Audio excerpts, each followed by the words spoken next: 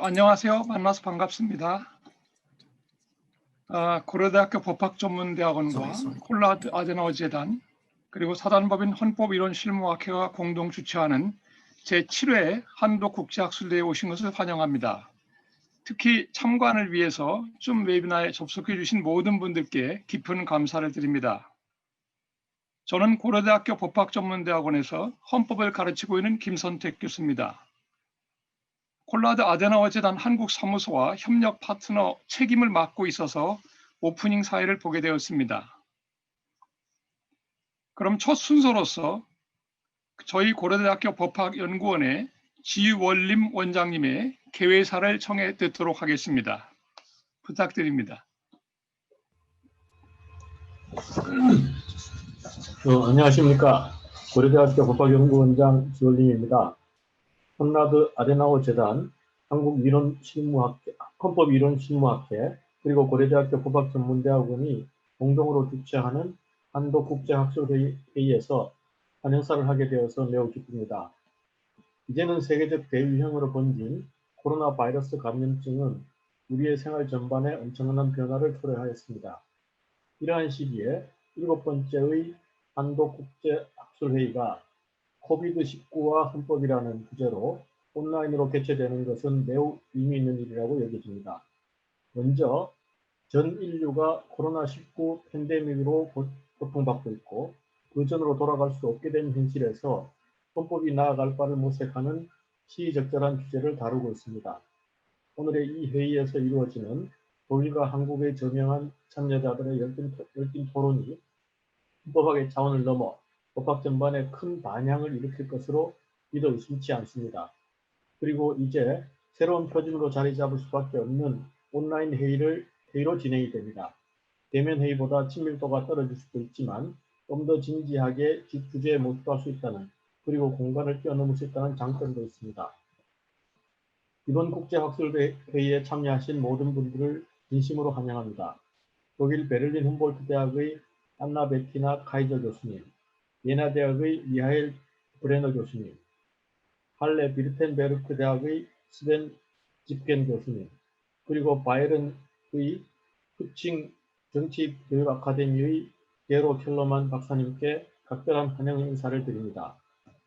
매년 이 행사를 위해 애써주시고 계신 고려대학교 법학전문대학원의 김선택 교수님과 한양대학교의 방승주 교수님, 영국대학교의 박진환 교수님, 그리고 우리 법학연구원의 윤정인 연구교수님께도 감사드립니다. 아울러 이 국제학술회의가 계속될 수 있도록 지원을 아끼지 않으신 콘라드 아데나워 재단과 토마스 요시무라 소장님께도 각별한 감사의 말씀을 드립니다. 오늘의 이 국제학술회의에서도 매년 그래왔듯이 훌륭한 발제와 열띤 토론이 이루어지고 큰 성과를 거두시리라고 믿습니다. 감사합니다. 네, 감사합니다. 다음으로 우리 콜라드 아데나워 재단 한국 사무소의 토마스 요시무라 소장님의 환영사가 있겠습니다. 부탁드립니다. Vielen Dank, Herr Professor Kim. 네, 김선택 교수님 감사합니다. 그리고 지원님 원장님 감사합니다. 저도 콘라드 아데나워 재단을 대표해서 여러분을 진심으로 환영하고 감사의 말씀을 드립니다. 저는 요시무라 소장입니다. 저는 올해도 다시 고려대학교와 함께 국제학술회의를 열 수 있게 된 것을 매우 기쁘게 생각합니다. 고려대학과의 협력은 거의 7년이 다 되어가고 있는데요. 그 많은 시간 동안에 정말 깊은 협력 관계가 잘 유지되어 왔다라고 생각을 합니다. 올해 저희가 선택한 주제는 굉장히 중요한 주제입니다. 코비드19와 헌법. 이라는 주제는 오늘날 우리의 삶에 있어서 일어나고 있는 많은 변화들에 있어서 가장 중요한 주제가 아닐까라고 생각을 합니다. 올해는 정말 이 코로나로 인해서 저희들이 굉장히 많은 삶의 변화들을 겪고 있는데요. 이러한 변화들을 법적인 측면에서 다시 한번 살펴볼 수 있는 기회를 갖게 되어서 너무 기쁘게 생각합니다. 오늘 발표를 해주실 분들 그리고 토론자로 참석해 주신 분들을 진심으로 감사를 드립니다. 법 전문가들께서 코로나19와 법의 관계, 그 다음에 헌법적인 부분에 대해서 오늘 이야기를 나누게 될 텐데요. 이미 지난 시간에 기본권의 침해라든지 뭐 여러 가지 부분에 대해서 이미 토론이 시작되었습니다.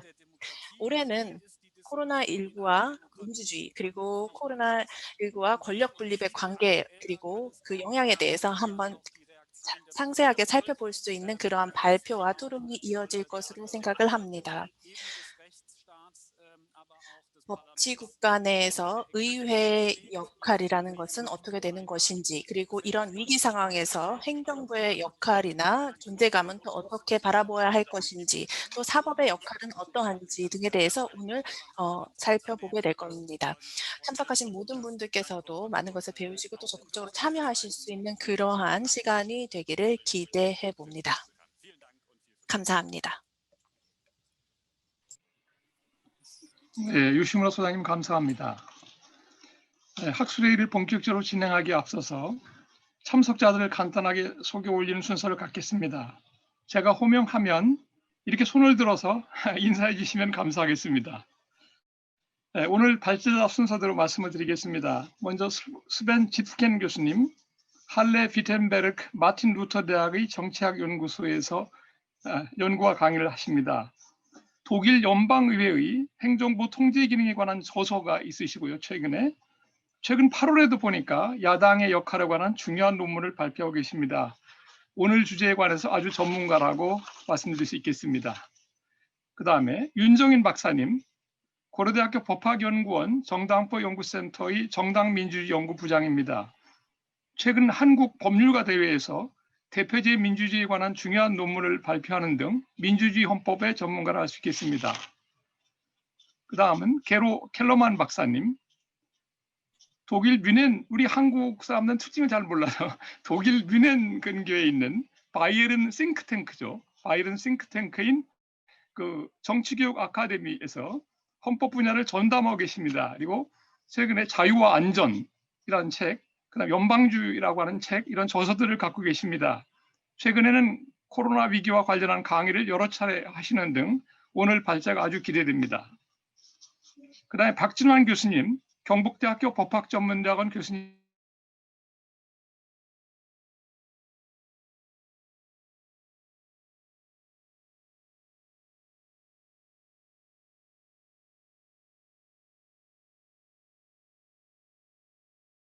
토론자로 소개해 주실 분들은 일주일 전에 첫 번째 세션에서 발제해 주신 분들입니다.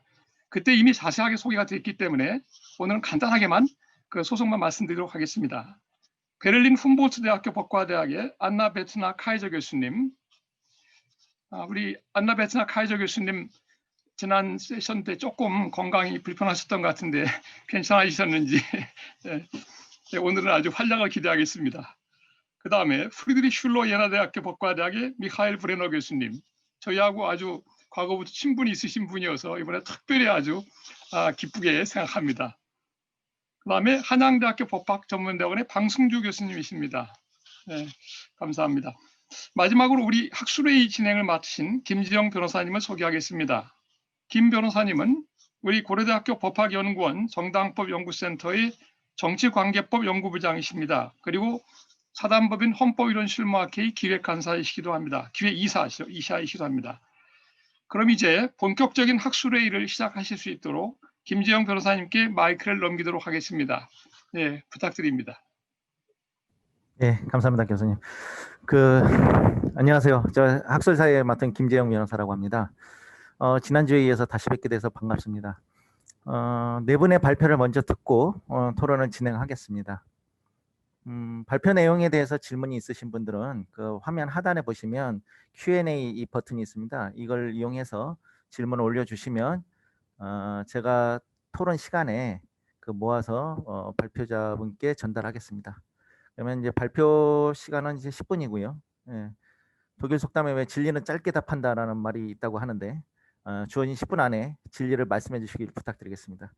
그러면 지프켄 박사님부터 발표를 부탁드리겠습니다.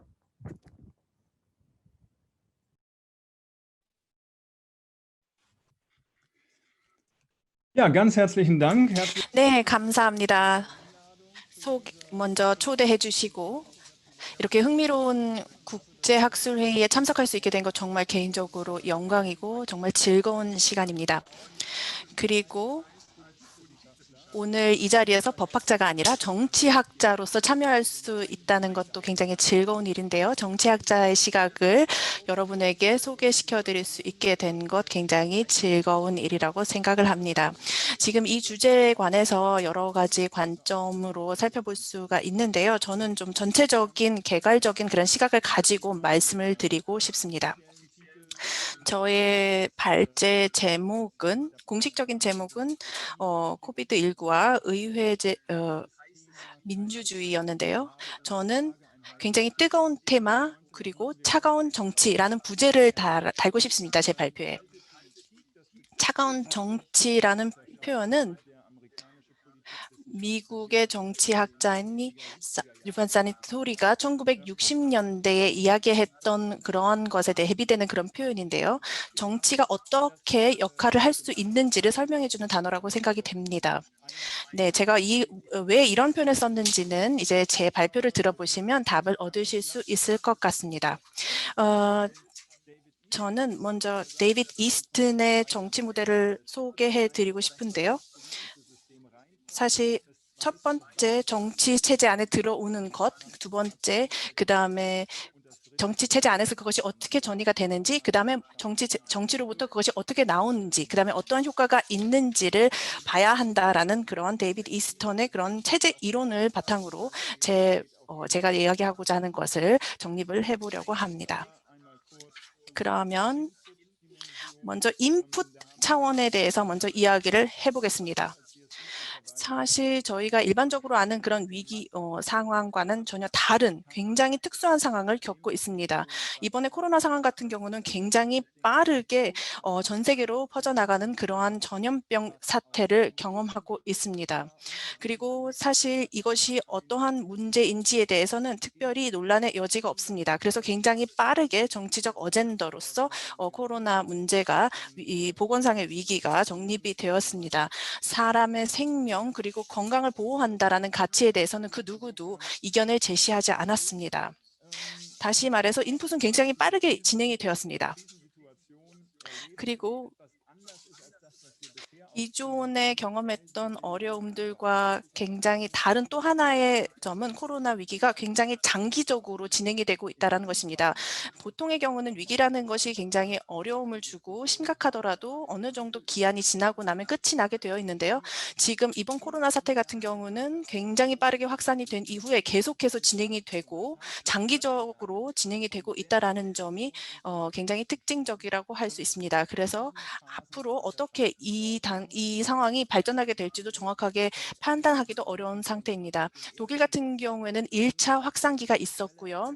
그리고 나서 굉장히 큰 성과들이 있었고요. 그래서 록다운이라든지 굉장히 강력한 조치들이 취해진 이후에 상당히 성공적으로 이 조치들이 평가를 받아서 심지어 저먼 미러클, 독일의 기적이라는 그러한 평가까지 받은 다음에 지금은 또다시 두 번째 확산기를 경험을 하고 있습니다. 사망자가 굉장히 많고 감염자 수가 굉장히 치솟고 있는 그러한 상황입니다. 그리고 이러한 과정 속에서 굉장히 많은 토론이 이루어지고 있습니다. 이 위기 자체를 어떻게 바라볼 것인지 한번 또 살펴봐야 되는데 그러면은 결정 과정에 대해서 한번 살펴보도록 하겠습니다. 사실 제가 준비한 내용은 좀 많은데요. 시간이 많지 않기 때문에 조금 빠르게 진행하도록 하겠습니다.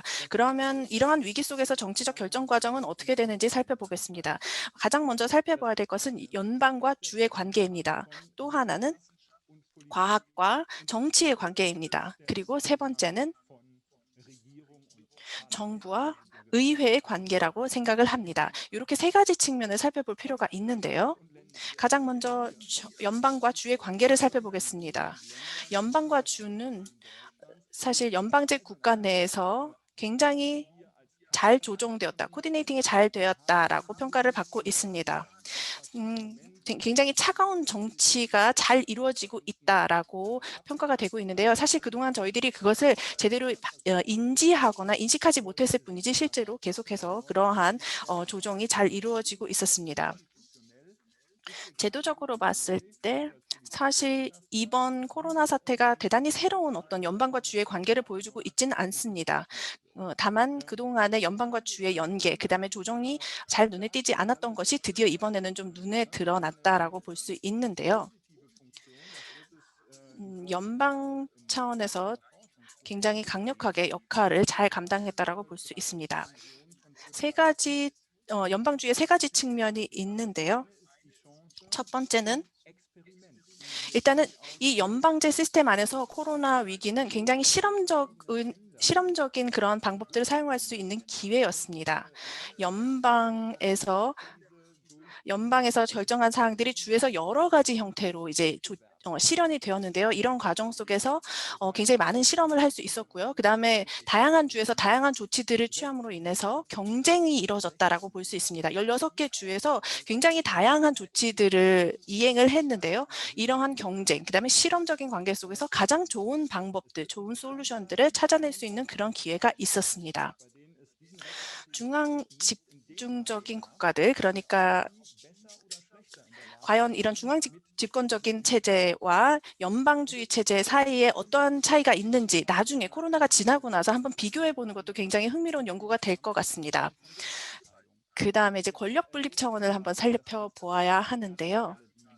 일단은 수직적인 권력 분립이 있고요. 그다음에 수평적인 권력 분립의 관계가 있습니다. 지난 시간에도 이미 언급이 되었던 부분들이죠. 그다음에 두 번째 측면은 공적인 논의에서 사실 많이 오해가 되거나 잘못 표현되는 경우들이 있는데요. 바로 과학과 정치의 관계에 대해서 제가 말씀드리려고 하는 것입니다.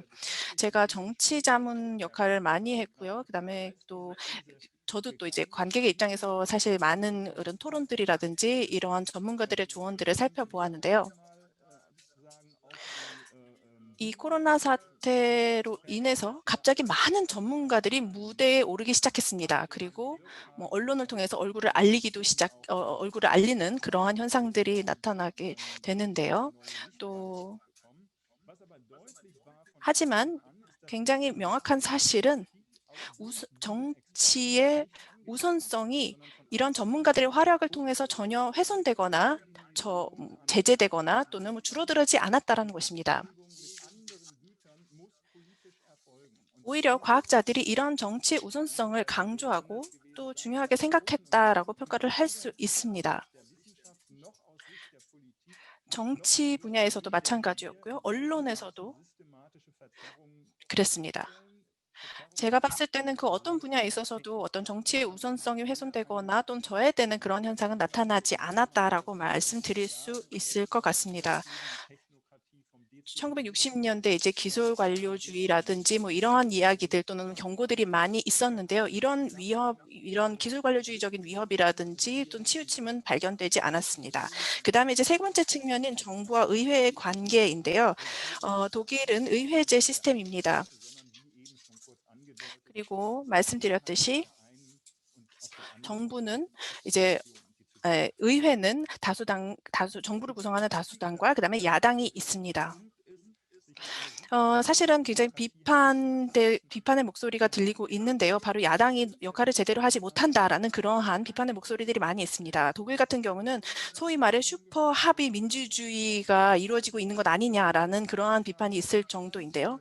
지금 굉장히 예외적인 상황이라서 그렇다고 볼 수 있는데요. 의회 차원에서 보시면 사실은 많은 변화가 있을 것이라고 예상했지만 의회의 활동이라든지 의회의 조직이라든지 뭐 제도 같은 경우에 있어서 코로나19로 인해서 사실 큰 변화는 전혀 일어나지 않았습니다. 뭐 예를 들어 뭐 각종 위원회들이 뭐 온라인으로 회의를 한다든지 뭐 이런 약간의 그런 기술적인 변화는 있지만 이 기존의 그런 의회의 퍼포먼스 또는 의회의 활동 같은 경우는 전혀 달라지지 않고 그대로 일반적으로 이루어졌다라고 설명을 드릴 수 있습니다. 그래서 저희가 그렇다면 어떤 일들이 일어나고 있는지 살펴를 봤습니다. 그래서 비교 분석을 했는데요. 코로나가 발생한 이후 그러니까 2월부터 7월까지의 기간과 올해의 기간과 작년에 2월부터 7월 사이의 기간을 한번 비교를 해봤는데요.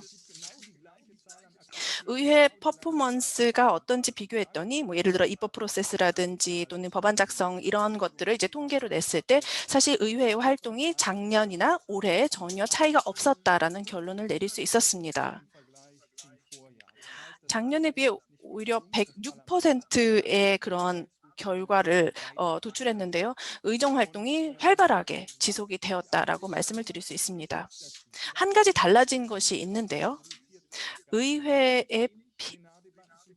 사실 의회가 어떤 청문이라든지 또는 여러 토론 부분에 있어서 약간 줄어든 부분은 없지 않아 있습니다. 또 하나는 지금 시간이 많지 않기 때문에 이제 바로 마지막 결론으로 넘어가야 될 것 같은데요. 독일 연방의회 의원들에게 설문조사를 실시했는데요. 현장에서 국민 대표로서의 활동과 관련해서 코로나19의 영향이 있었냐라고 질문을 했습니다. 다시 말해서 의회의 역할에 대해서 충분히 피력할 수 있었느냐, 그리고 또 의원으로서 선거구에서 국민을 대표하는 그러한 역할을 충분히 했느냐라고 했을 때 그러한 부분은 좀 다소 아쉬운 점들이 나타나고 있는 것으로 확인이 되었습니다. 의회는 사실 의정 활동에 있어서 전혀 달라진 것이 없었지만 사람들이 의회를 인식하고 있는 부분에 있어서는 의회가 예전만큼 일을 하지 못하고 있다라고 인식을 하는 그러한 좀 모순적인 그러한 결론이 나타났습니다. 마치 코로나는 이렇게 표현할 수 있을 것 같은데요. 코로나는 인체에서 작용하듯이 정치에서도 작용을 하는데요. 바로 가장 취약한 부분들을 찾아서 공격하는 그런 특성이 있다라고 말씀드릴 수 있을 것 같습니다.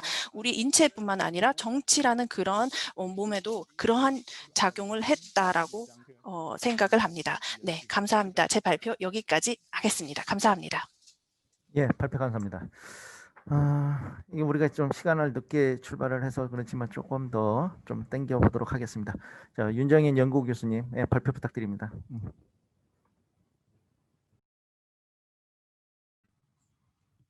예, 예, 발표를 시작하겠습니다.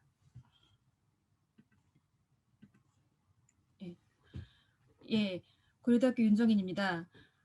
앞서 지프켄 박사님이 코로나 바이러스가 우리 신체에서 저런 정치 체제에도 작용한다고 말씀하셨는데 재밌게도 사전에 드린 제 발제문에서도 같은 문구로 시작을 합니다. 예, 코로나는 우리의 생물학적인 생존 차원을 넘어서 정치적, 사회적 삶의 조건을 건드리고 있다는 사실에 대해서 우리 모두 동의하실 것입니다. 코로나가 공중보건상의 위기인과 동시에 민주주의와 법치주의 그리고 경제적인 영역까지 심각한 위기를 가져오고 있습니다. 저는 그중에서도 특히 코로나 위기가 민주주의적 관점에서 어떠한 문제를 가져왔는지 그리고 그것들이 제기하는 헌법적 문제들이 무엇인지에 대해서 4가지 항목을 중심으로 말씀드리겠습니다.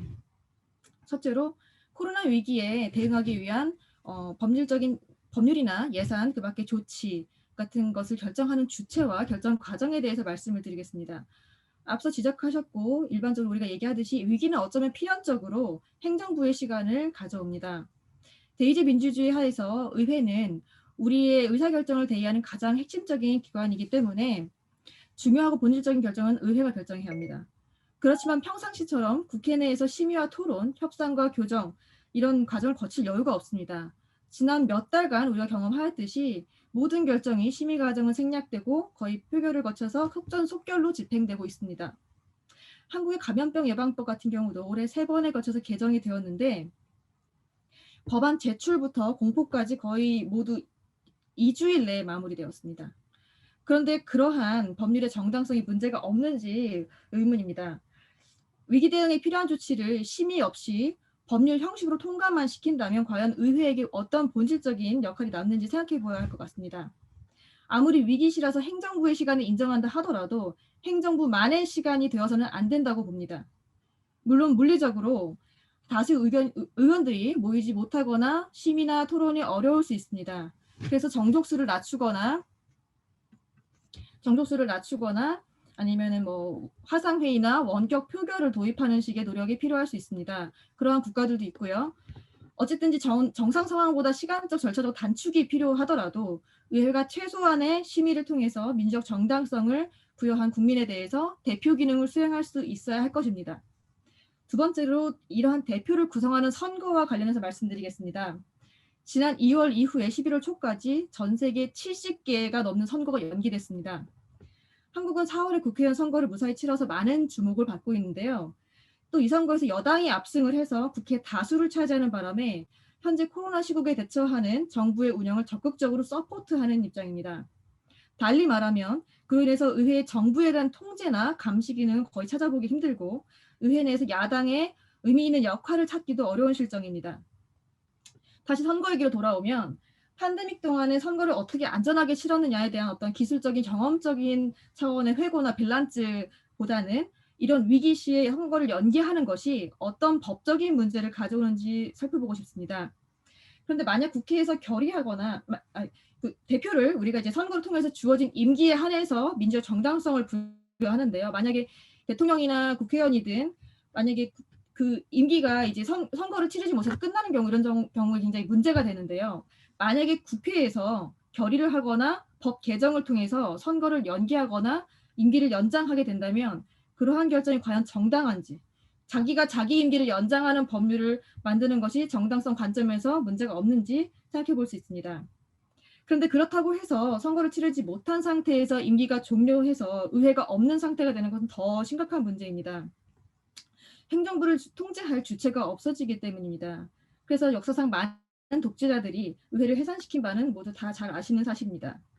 이렇게 선거를 치르지 못해서 의회가 구성되지 못하거나 아니면 의회가 결코 소집될 수 없는 물리적인 상황이 발생할 것을 대비해서 볼프강 쇼이블레 의장이 긴급 의회 도입을 제안한 것은 흥미로웠습니다.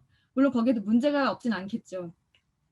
결국 여러 가지를 고려해 볼 때 선거를 연기하는 결정을 할 때에는 위기 시에 다른 개별적인 특수한 조치들이 그러하듯이 그것을 연기할 수 있는 마지노선, 시간적 한계가 있어야 될 것으로 봅니다. 따라서 현재 임기가 만료되기 전까지는 적어도 선거를 치를 수 있어야 할 것입니다. 세 번째로 정부 형태에 따라서 코로나 대응 조치가 어떤 차이가 있었는지 그 과정에서 의회와 정부의 역할에 대해서 말씀드리겠습니다. 우선 한국과 독일은 그래도 한국과 독일은 정부 형태와 국가 형태 모두 차이가 있습니다. 어느 정도 코로나에 효율적으로 대처하고 있는 두 국가라고 많이 이렇게 평가가 되고 있는데요. 그렇기 때문에 흥미로운 비교 대상이 될 수 있을 것 같습니다. 한국의 정부 형태는 강력한 대통령제와 약한 의회의 결합으로 표현될 수 있을 것 같습니다. 의회제와는 달리 대통령제는 국민이 의회와 행정부, 대통령에게 모두 강력한 민주적 정당성을 부여하는 구조이죠. 그리고 한국은 중앙 집권적 단일 국가 시스템입니다. 각 지방 정부는 지방 자치를 하긴 하지만 중앙 정부의 지도 하에 놓여 있습니다. 이러한 정부 형태와 국가 구조 하에서 초기부터 집중적인 법적 조치와 자원을 동원해서 코로나 위기 대응을 위한 효율성을 확보했습니다. 그러나 살펴보면 의회는 행정부의 각종 법 집행에 대해서 적절한 견제를 하거나 대안을 내놓는다기보다는 이것을 지원, 서포트, 긍정하는 식으로 상황이 진행되어 온 것 같습니다. 이러한 상황에서 그나마 견제할 수 있는 세력이라고는 이제 야당이나 아니면 소수 정파가 될 수 있을 것인데 그들은 선거 결과에서 보듯이 수적으로 영향력도 모자라고 위기 시에 또 정부 비판이 터부시되는 그런 보편적인 사회적 분위기가 있지 않습니까? 그래서 굉장히 역할이 미미한 상황입니다. 사실 이번에 의회 다수파를 차지한 여당이 법안 통과라든가 아니면 이제 추가 경정 예산 통과를 할 때 야당을 배제한 표결을 감행한 적도 있습니다. 게다가 방역 지침상 국민들이 정치적 집회를 가지는 것조차 금지되고 있는 상황입니다. 따라서 정부에 대한 비판적인 견해나 견제 수단이 확보되기 굉장히 어려운 상황입니다. 물론 이러한 위기 상황에서 의회가 협력하고 정부의 능력을 총동원해서 위기를 수습하는 것은 중대한 과제입니다. 그렇지만 의회가 정부에 대한 통제 기능을 상실한 이와 같은 상황이 위기 극복이라는 명목으로 영원히 정당화될 수는 없습니다. 그래서 정상 상황을 추후에 회복해야 한다는 관점에서 아무리 위기시라도 야당이 어떻게 적절한 역할을 해야 할지 그리고 그것을 우리가 어떻게 보장을 해야 할지에 대해서 고민해 보아야 할 것 같습니다. 마지막으로 이 코로나 위기가 민주주의를 유지하는 데 핵심적인 국민들의 정치적 자유나 기본권에 많은 제약을 가져왔습니다. 원래 어떤 공동체 위기가 닥치면 의견이 다르거나 규율에 순종하지 않는 소수 집단에 대해서 관용의 수준이 낮아집니다. 비판하는 의견을 처벌하거나 공격하거나 또 중요한 민주적 절차를 외면하기도 합니다. 위기, 긴급 상황 이러한 개념들이 정상시라면 수용하지 않을 만한 심각한 제한 조치들을 정당화하기도 합니다. 그리고 그것들을 국민들 스스로 수용하게 만듭니다. 예를 들어서 한국의 감염병 예방법 제47조, 제49조에는 실로 엄청난 정도의 기본권 제한 조치들이 아주 다양하게 규정되어 있습니다. 이번 11월 19일에 독일 연방의회에서 통과된 법률보다 훨씬 다양한 조치들이 이미 다양하게 열거되어 있습니다. 질병관리청장, 시도지사, 보건복지부 장관 이러한 분들이 그러한 조치를 명령할 수 있고 또 그 시간적 제한 범위도 모호합니다. 물론 신속성과 효율성이 매우 중요한 시점입니다.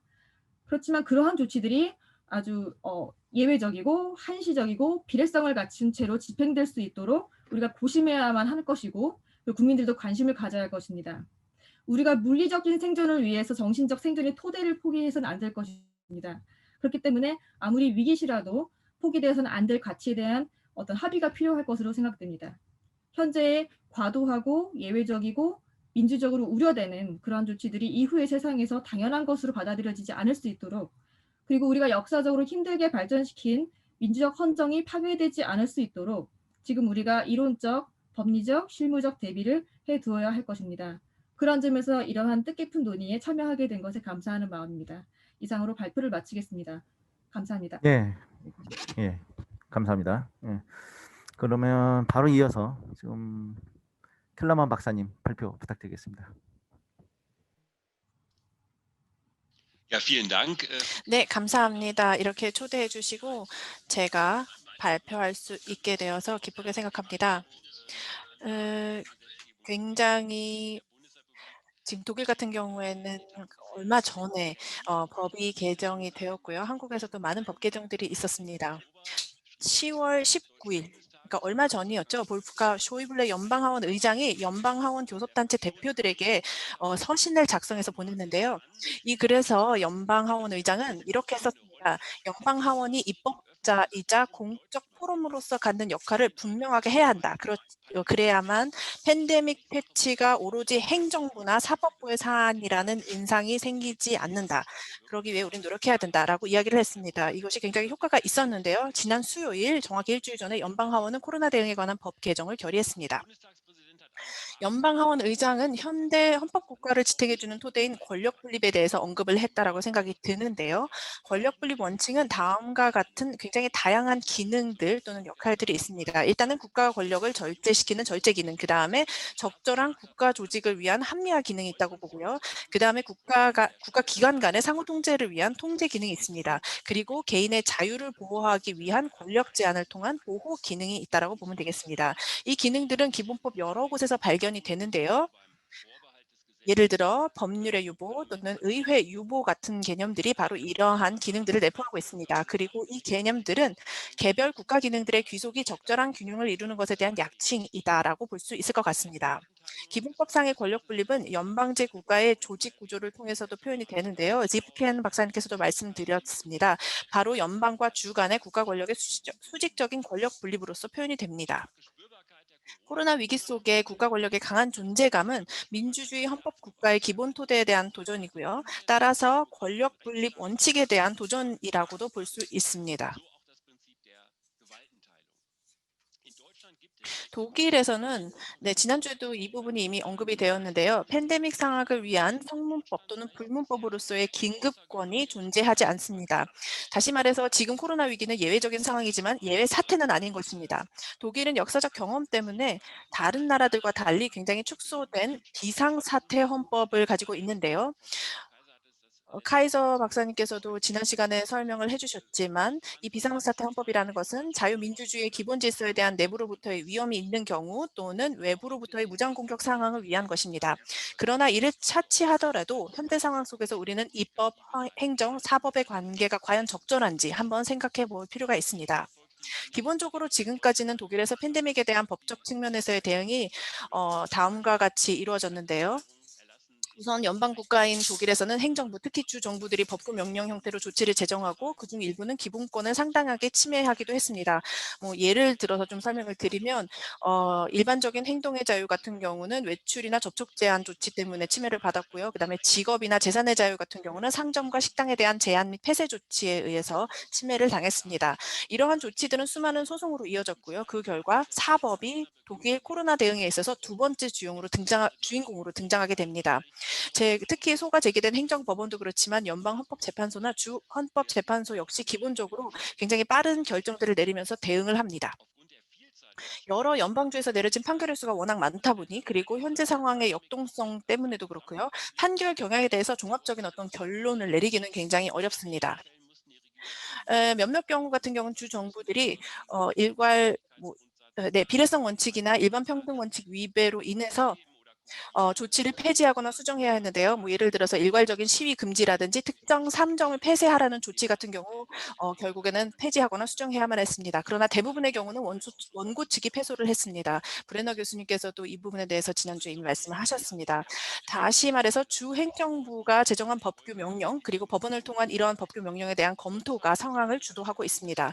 국민의 대의 기관인 연방 하원 또는 주 의회들은 적어도 지난 수요일까지는 조연 같은 역할만 했다라고 평가가 됩니다. 물론 다른 사례들도 있는데요. 예를 들어 오스트리아나 스페인 같은 경우에는 팬데믹 시작부터 의회가 굉장히 중요한 역할을 담당했었죠. 지난주 수요일에 이루어진 독일법 개정에 대해서 이야기하기에 앞서 먼저 독일에서 행정부에 치우친 상황이 발생하게 된 이유가 무엇인지 이야기를 하고 싶습니다. 그 이유 중 하나는 바로 위기가 필연적인 행정부의 시간이기 때문입니다.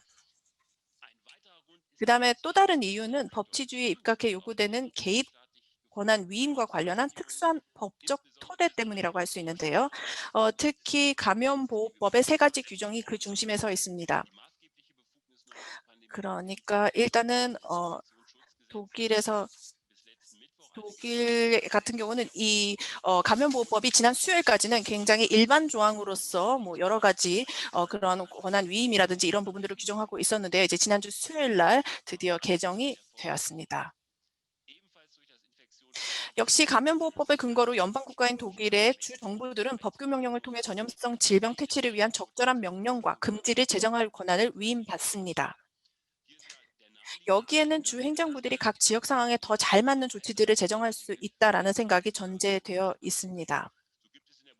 그 결과 독일에서는 항상 주에 따라서 굉장히 다양한 조치들이 선보이게 되었는데요. 뭐 예를 들어서 마스크 착용 의무 위반 시 과태료도 굉장히 차이가 많고요. 그다음에 공공행사에 허용되는 참석자 수도 주에 따라서 굉장히 차이가 나고 있습니다.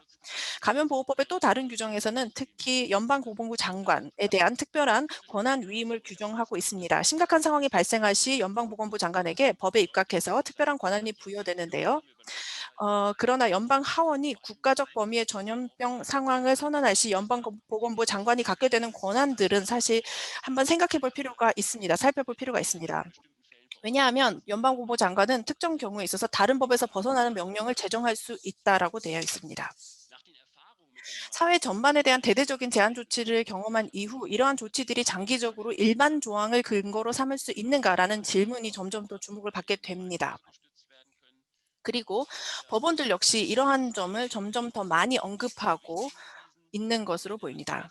행정부와 사법부 사이의 적절한 균형은 팬데믹 상황 발생 이후 어느 정도 시간이 지나자 더 이상 유지되지 못했던 것이 명백합니다. 의회 유보 관련해 상당한 기본권 개입이 일반 조항에 근거할 경우 문제다라고 볼 수 있는데요. 법치주의 원칙과 그다음에 민주주의 원칙을 통해 의회 입법자는 연방헌법재판소가 강조한 바와 같이 모든 본질적인 결정을 내리는 데 있어서 스스로 결정을 내릴 의무가 있습니다. 여기서 말하는 본질적인 결정에는 국가적 규정에 의해 접근이 가능한 기본권 행사의 영역도 포함하고 있습니다.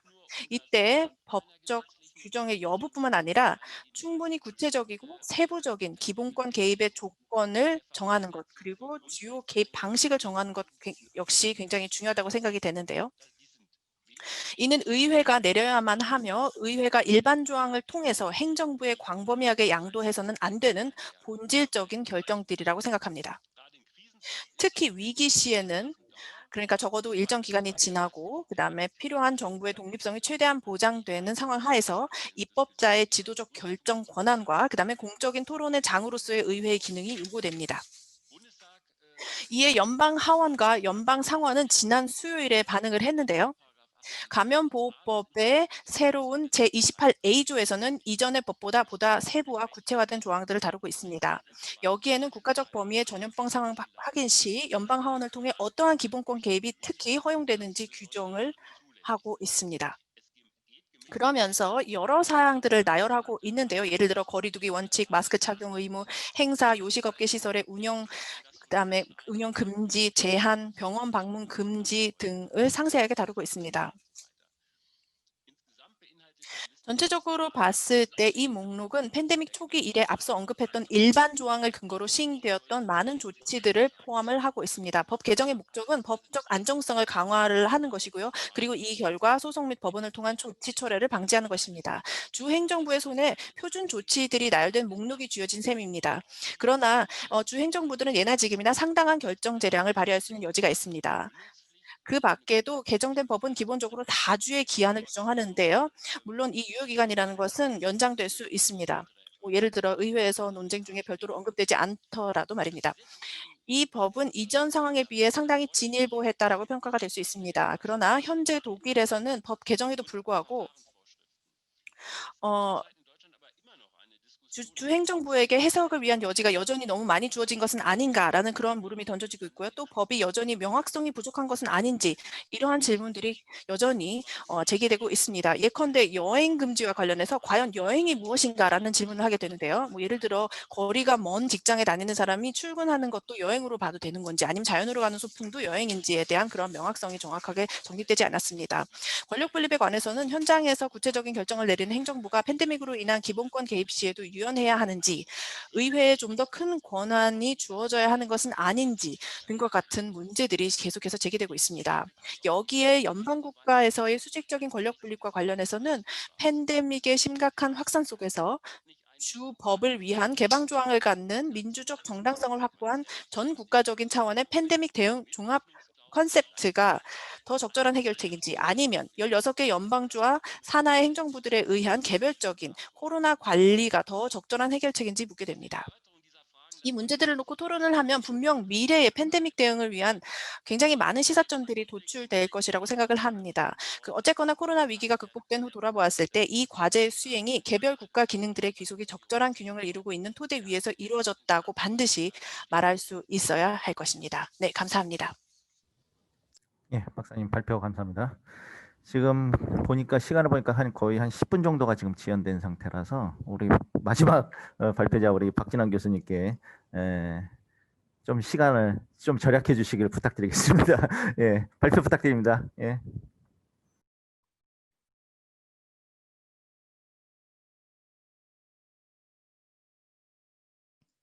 예, 뭐 10분 내로 제가 발표를 하도록 하겠습니다.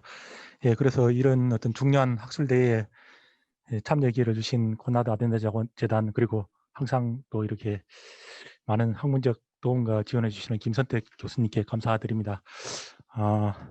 저는 주로 이제 독일서 공부를 했기 때문에 이 독일의 헌법학적인 헌법 이론적인 측면에서 이 코로나 위기 상황에 대해서 어떻게 헌법주의가 지켜지며 또 헌법상의 법치국가 원리, 민주주의 원리가 적용될 수 있느냐 여기에 대해서 많은 관심을 갖고 있었고 그래서 또 이 발표를 준비하면서 또 최근에 제가 좀 급하게 입수한 또 독일 책이나 이런 걸 보면서 역시 그래도 참 이 독일 사람들은 이런 위기 상황 속에서도 그래도 이제 어쨌거나 그 헌법이라는 어떤 입헌주의의 토대 그리고 헌법 이론적 토대 하에서 이 코로나 상황을 분석하는 것을 보고 많은 또 감동을 받았습니다. 그래서 이런 독일 이론적 틀 하에서 우리 한국적 상황을 분석해 볼 때 우리 한국 정부가 굉장히 열심히 이 코로나 이 상황을 잘 극복하고 있지만 과연 우리가 이제 헌법 이론적인 측면에서 볼 때 어떤 부분들을 우리가 좀 반성해 보고 또 우리가 또 발전해야 될 부분이 있는지 이런 부분에 대해서 한번 비교 헌법적인 측면에서 한번 고찰해 보았습니다. 그래서 이제 일반적으로 볼 때 이 한국과 독일의 체제 차이는 헌법상의 체제 차이는 독일은 연방 국가이고 한국은 중앙 집권 국가입니다.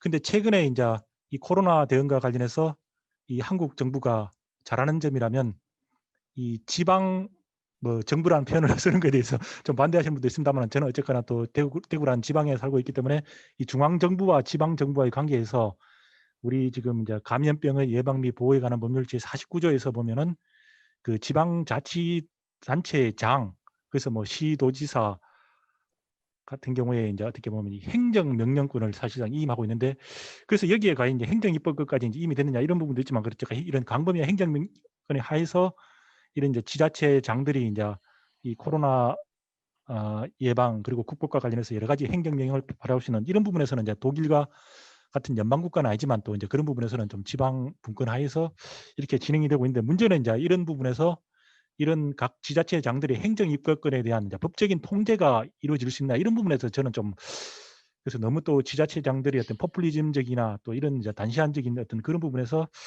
거기에 대한 법적인 통제가 이루어질 수 있나 이런 부분에 좀 고민했고, 그래서 저는 이제 그런 이제 어떤 지자체장들의 그 행정명령권이라는 것은 시간을 정해서 이렇게 이루어져야 될 것이고, 그리고 항상 이게 상황에 따라서 감시가 돼야 되고 상황이 바뀌면 개선돼야 되는 이런 부분에 대해서, 그래서 저는 이제 이런 부분을 좀 관찰하다 보니까 지금은 뭐 돌아가셨습니다만 급작스럽게 뭐 박원순 시장님 같은 거 처음에는 좀 이렇게 하시다가 조금 좀 신중해지시는 것 같고, 그래서 상당히 좀 그래도 이분이 잘하신다 이런 생각했는데 좀 약간 좀 아쉬운 상황에서 이제 이분이 지금 더 이상 현재 계시지 않으니까 뭐 어쨌거나 이런 부분에서 좀 부분을 느꼈습니다. 그래서 이제 이런 부분에서 이제 독일과 한국이 어떻게 보면 이제 연방 국가지만 우리는 또 중앙 집권 국가지만 이 코로나 대응과 관련해서는 이제 중앙 정부가 또 지방 정부 간의 어떤 긴밀한 협력을 통해서 또 잘 수행하고 있다. 물론 이제 이 부분에서 행정법적인 측면에서 이 중앙 정부와 지방 정부와의 관계의 어떤 그런 부분에서 이제 뭐 이게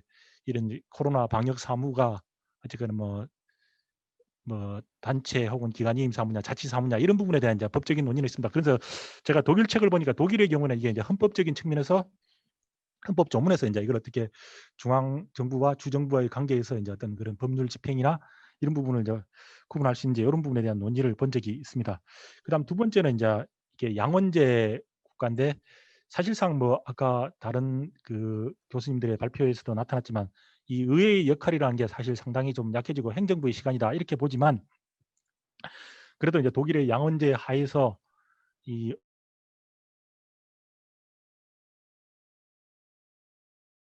중하게 이루어질 수 있는 이런 부분이 지금 우리나라의 단원제 국회에서의 차이점, 그래서 이런 부분에 대해서 법률안 의결 과정에 관한 부분은 이 차이점은 분명히 있는 것 같습니다. 물론 이제 우리나라의 경우에서 순수한 대통령제는 아니지만 이제 이런 부분에서 차이점은 있는 것 같습니다.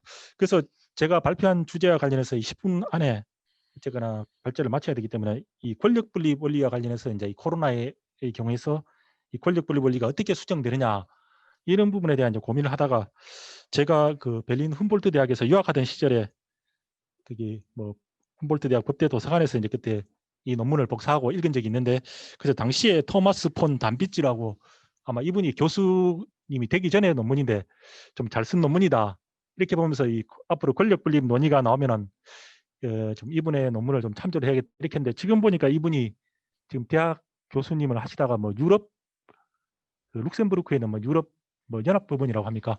거기 지금 재판관으로 계신 것 같은데, 어쨌거나 이분이 강조한 건 뭐 우리가 헌법에서 이야기하는 기능적 권력 분립.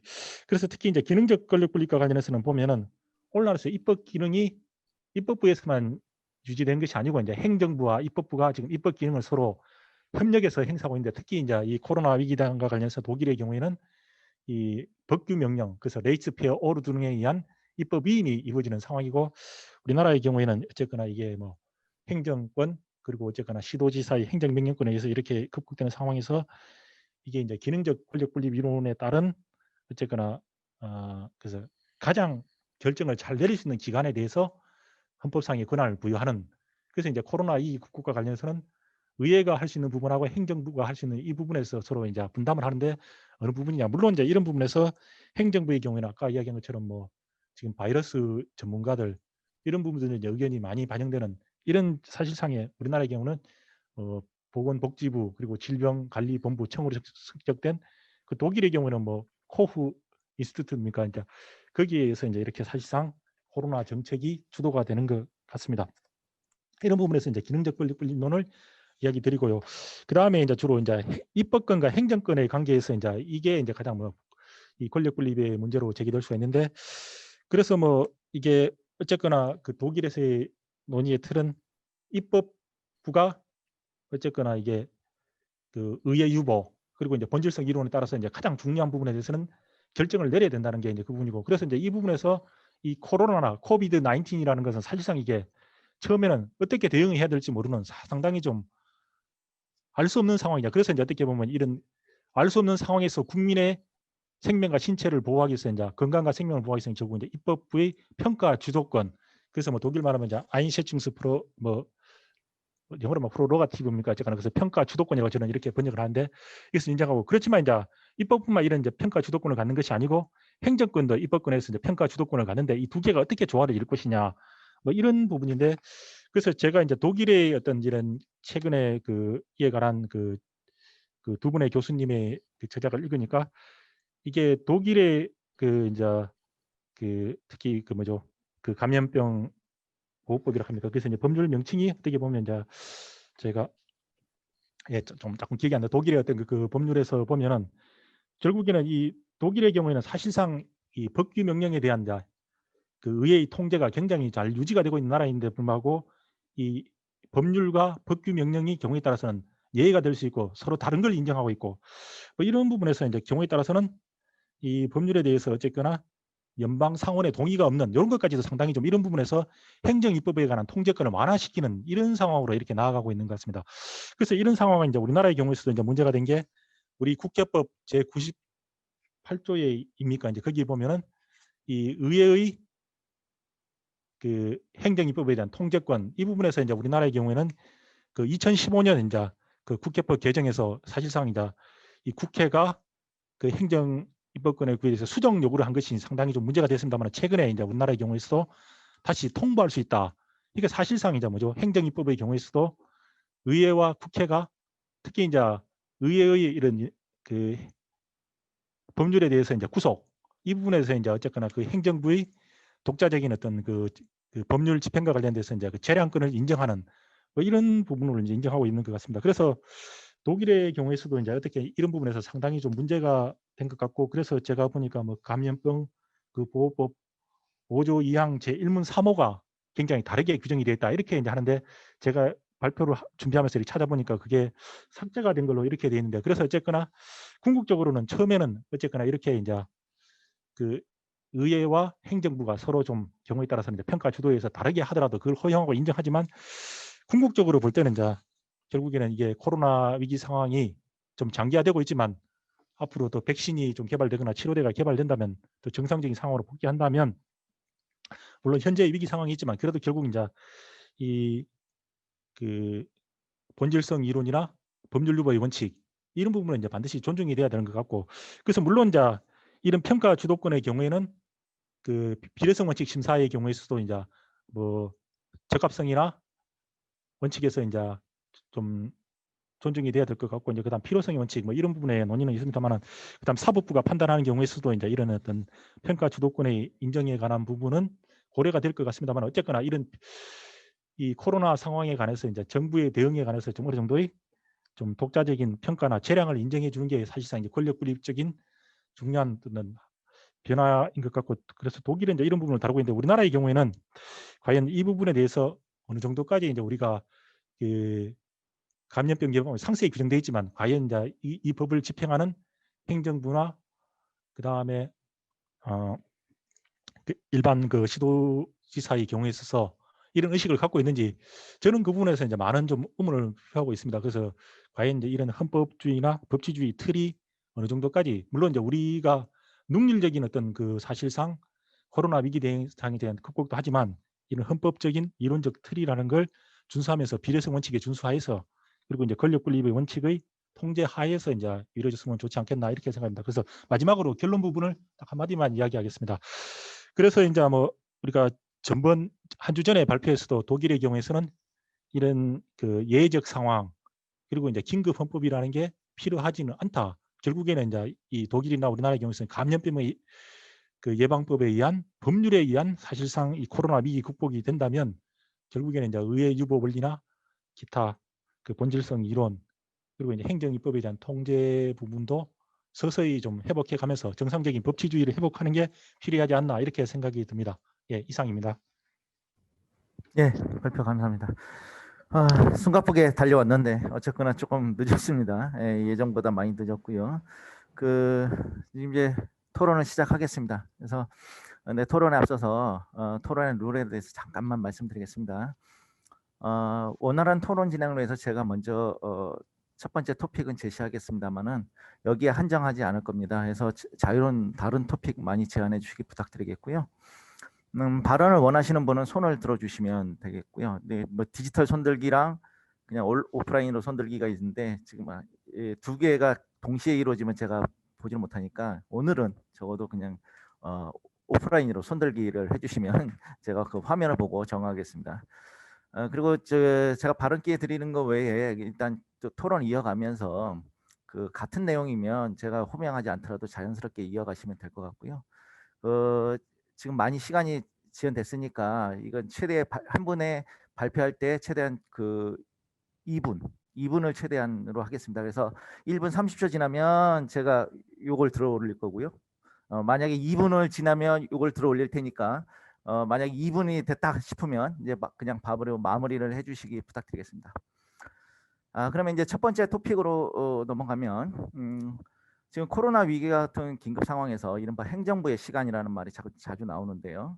이런 상황에서 정부와 의회 다수파 간의 견제가 가능할지 또 특히나 이제 의원 내각제 형태를 가지고 있는 우리 독일 입장에서 그 정부와 그 여당 간의 견제가 가능한 건지 만약에 어렵다면 그 의회 소수파라고 할 수 있는 그 야당의 역할은 어떻게 될지 그래서 이런 부분에 대해서 특히나 지금 상황에서 야당의 역할이 과연 어떤 역할이 필요한지 이런 거에 대해서 일단 토론을 이어가면 될 것 같습니다. 그럼 어느 분 먼저 발언을 할까요?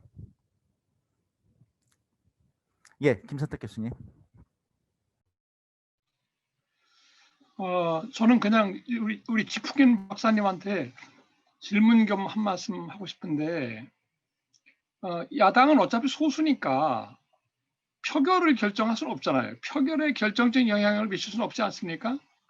그렇기 때문에 오히려 그 의회에서 심의 과정이 매우 중요해진다. 소수파에게는 그죠? 소수파야말로 그 의회 심의 과정에 인풋을 할 수 있고 그죠? 그래서 자기의 의견이 그 안에서 다루어져야 그죠? 일반 국민에게도 알려지지 않습니까? 근데 만약 이 절차를 단축해 버리면 야당이 역할을 할 수 있는 여지가 없게 되죠.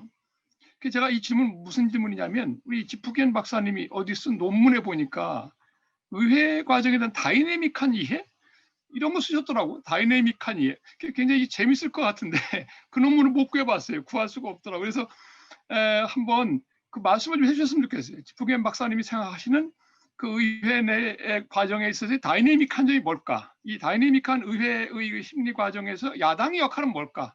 이런 위기 상황에서 특별히 어떤 점이 강조될 수 있는지 그 말씀을 좀 듣고 싶습니다. 네, 부탁드릴게요. 네.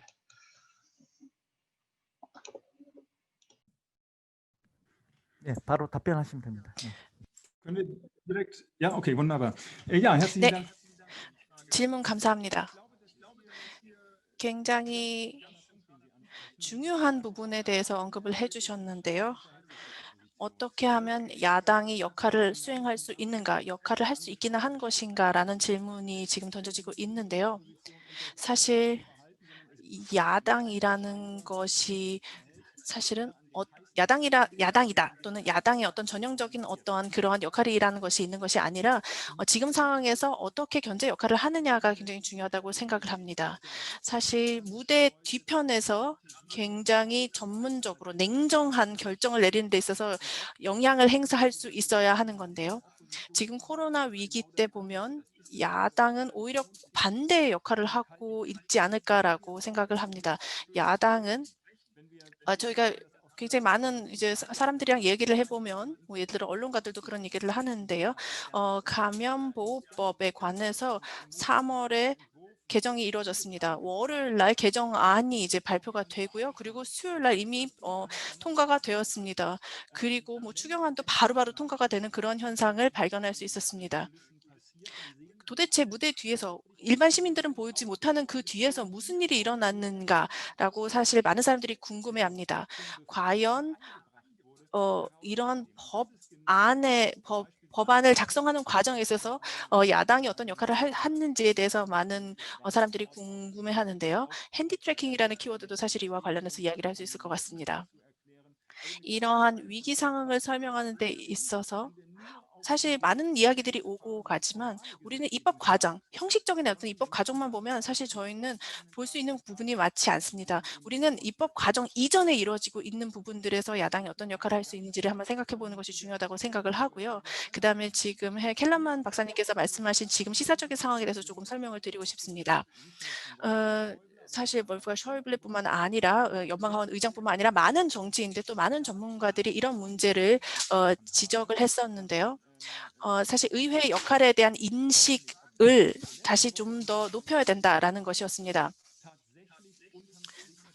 사실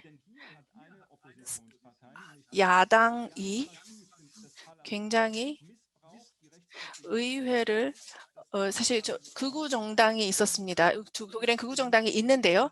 사실 이 의회를 또는 굉장히 이런 대안적인 역할을 하는 데 있어서 이런 상황을 잘 이용을 했다라고 볼 수 있는데요. 굉장히 뭐 여러 가지 퍼포먼스까지 동원해 가면서 사실 야당의 역할이라고 강조를 하면서 좀 이러한 야당의 역할이라는 표제어 하에서 많은 남용을 했다라는 남용을 했다라고 표현할 수 있을 것 같은데요. 다이내믹한 이해라고 이해를 해주셨는데요. 인식 자체가 사실 굉장히 많은 손상을 입었고 이러한 것들을 좀 다시 회복해야 된다라는 말씀을 드리고 싶습니다.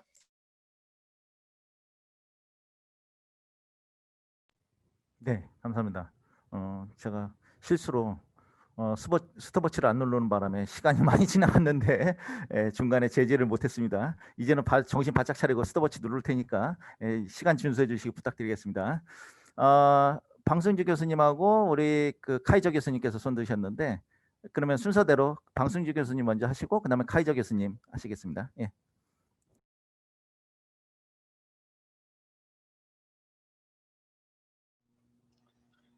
네, 감사합니다. 저도 그 네 분 교수님들에 대해서 체크를 한 게 있었는데 그 얘기 전에 야당의 그 역할과 관련해서 지금 좋은 말씀, 질문과 대답이 이루어졌고 인정의 발표도 이루어졌기 때문에 거기가 지금 우리 대한민국에서 감염 예방법이 제정이 된 것은 지난주에도 말씀을 드렸듯이 이게 여당이 압도적으로 다수를 차지한 21대 국회 이전에 만들어진 겁니다. 그러니까 그때 이미 굉장히 자세하게 이렇게 이제 규정이 됐었던 것이고 아까 인정인 박사가 말씀하시는 지난주 수요일 날 독일에서 개정된 것보다 훨씬 더 기본권 제한이 가능하게 만들어놨다 이제 이런 말씀을 하셨는데 제 생각에는 그런 것 같지는 않아요. 왜 그러냐면 지난주에 독일 연방의회하고 연방참모원이 다 통과가 된 그 내용을 저도 오늘 조금 이제 들여다 보니까 문제가 됐었던 28조의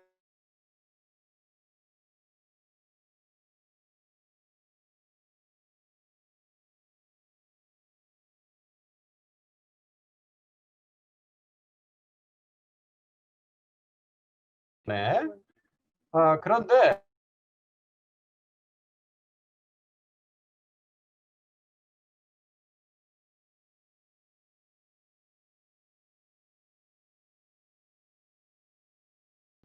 독일의 경우는 우리 비슷하게 이와 같은 여러 기본권 제한 조치들을 구체적으로 열거하는 조항을 뒀을 뿐만 아니라 그다음에 일반 조항이라고 하는 것을 그대로 놔두고 있다. 그래서 아까 펠더만 박사님이 말씀하신 것처럼 또 불명확한 그러한 그 요소들도 여전히 있다. 그래서 우리나라하고 지금 독일하고를 비교를 해볼 때 우리나라가 너무 지나치게 기본권 제한을 많이 하고 있다라고 하는 지적에 대해서는 글쎄 한 번 더 검토를 해보겠습니다. 그 다음에 이제 야당과 관련해서 말씀을 드리기 전에 시간이 됐다라고 하시기 때문에 좀 이따 기회가 주어지면 다른 말씀을 드리도록 하겠습니다. 감사합니다. 네, 감사합니다. 자, 카이저 교수님. 네.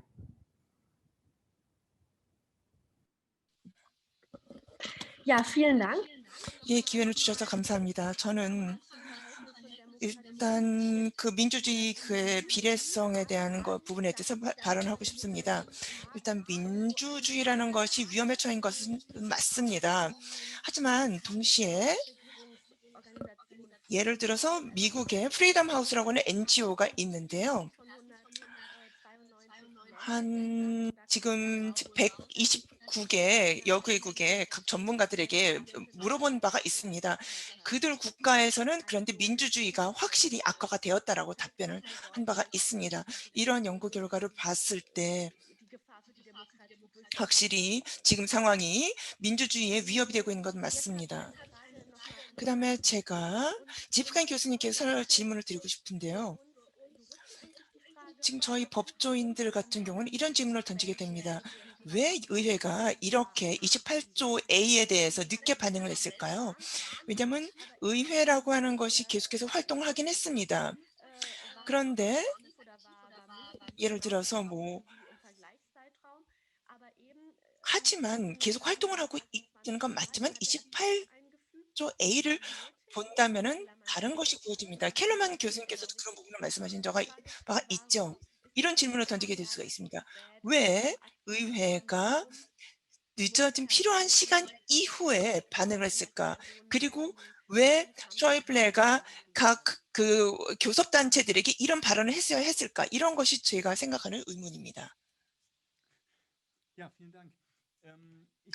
예, 질문해 주셔서 감사합니다. 이것은 무엇보다도 어떤 그 의원들이 어떻게 참여를 할 수가 있는가, 그리고 각 전문위원회에서 어떻게 참여를 할 수 있는가, 그거에 따라 달라진다고 생각합니다. 우리 같은 경우에는 일단 정말 지금까지 있었던 오래된 문제 중에 하나입니다. 어떻게 하면은 이것이 전달이 될까 하는 문제가, 소통의 문제가 항상 있어 왔습니다. 독일 의회에서는요. 이러한 것은 우리가 변화를 계속 겪어오고 계속 또 개정도 계속 해오고 이런 활동을 하고 있습니다만 결국 이것이 공공의 토론에 제대로 반영이 안 된다고 생각합니다. 저는 정치학자로서 보는 시각은 이런데요. 82A조 같은 경우에는요. 이었습니다. 사실 대단하게 굉장히 큰 개정이 있었다고 저는 생각하지는 않습니다. 물론 법조인들이 봤을 때는 다른 시각을 가질 수 있을 것입니다. 여기 정당화가 필요하고 어떤 평가가 필요한 것은 알고 있습니다. 하지만 실제 이것이 의회에서 수정이 되고 이것이 사람들의 어떤 행동에 영향을 끼치는가? 이런 것을 봤을 때는 이러한 근본적인 저는 변화라고는 보지 않는 것입니다. 그렇기 때문에 이것은 물론 정치 시스템에도 굉장히 큰 도전이 있는 것도 맞습니다. 그리고 이것은 의회에 있어서도 의회 전문위원회 그리고 모든 토론에 있어서도 새로운 수정이 필요하다고 생각합니다. 왜냐하면 우리의 활동이 같은 것이 사람들에게 좀 더 잘 전달이 되고 보여줘야 된다고 생각하고 이것을 어떻게 보면 우리의 어떤 이미지를 제대로 전달하지 못하는 그런 부정적인 영향도 준 것 같습니다. 네, 감사합니다. 지금 이제 적응이 돼 가시는 것 같습니다. 예, 시간 잘 관리해 주셔서 감사하고요. 잠깐만 여기 지금 Q&A가 들어온 게 2개가 있습니다. 그래서 일단 참가자분들께서도 이 Q&A를 적극적으로 이용해 주시기 부탁드리겠고요. 여기 질문이 들어온 게 2가지인데 하나는 지금 민주주의의 약점은 소수의 의견을 가진 사람들의 의견이 반영되지 않는 것이다라는 말씀하시면서 의회가 그 힘의 대결, 뭐 여기 표현은 뭐 쪽수 대결이라고 표현을 하셨지만 아무튼 힘의 대결로서 국민을 분열시킨다는 느낌이 드는데 과연 의회제의 약점을 해결할 수 있는 대안이 있나요?라는 질문이 하나 있고요.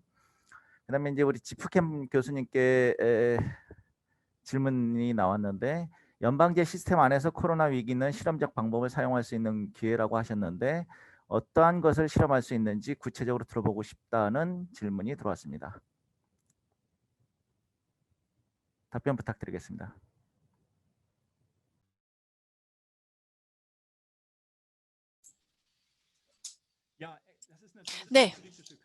네, 굉장히 실험적 연방주의다라는 표현이 있는데요. 뭐 구체적으로 어떤 위원회라든지 어떤 조직에 의해서 우리가 실험을 하자 이렇게 하자는 의미에서 실험을 한 것은 아닙니다. 제가 말씀드리려고 했던 것은 16개의 연방주가 있기 때문에 다양한 조치들이 생겨났다는 것입니다. 초기에는 예를 들어서 총리 회의라든지 뭐 여러 가지 어떤 정치적인 차원의 회의에서 우리 이렇게 이런 조치들을 취하자라고 이야기를 했는데요.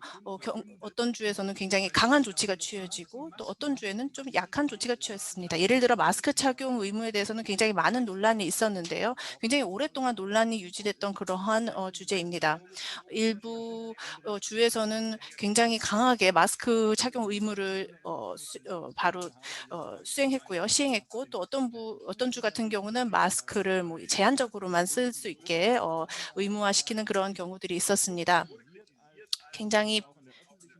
그리고 공적인 인식도 그랬는데요. 그리고 켈러만 박사님께서도 언급을 해주셨는데 굉장히 소위 말해 연방주의 조각보라는 식으로 이제 비판을 받는 그런 부분들이 있었습니다. 주마다 조치가 다르고 주마다 기준과 규정이 달라서 굉장히 다양한 어떤 그런 현상들이 나타나게 되는데요. 이것이 굉장히 비판적이었습니다. 하지만 이러한 다양성 속에서 사실 어떠한 조치가 가장 효과적인지 또 어떠한 조치들이 어떠한 의미에서 굉장히 긍정적인 영향이 있었는지를 살펴볼 수 있었습니다. 이 실험이라는 말을 사용해서 좀 헷갈릴 수도 있는데요. 실질적인 어떤 실험을 했다라는 것이 아니라 결국은 다양한 연방주의라는 어떤 체제 하에서 다양한 조치들을 비교할 수 있는 그런 실험적인 상황이 발생했다라고 설명드릴 수 있을 것 같습니다. 네, 감사합니다. 그러면 그 아까 한 가지 더 질문 들어왔던 거 그러면 어느 분이 답하시겠습니까? 혹시 지금 의회제 약점을 해결할 수 있는 대안이 뭐가 있을까요?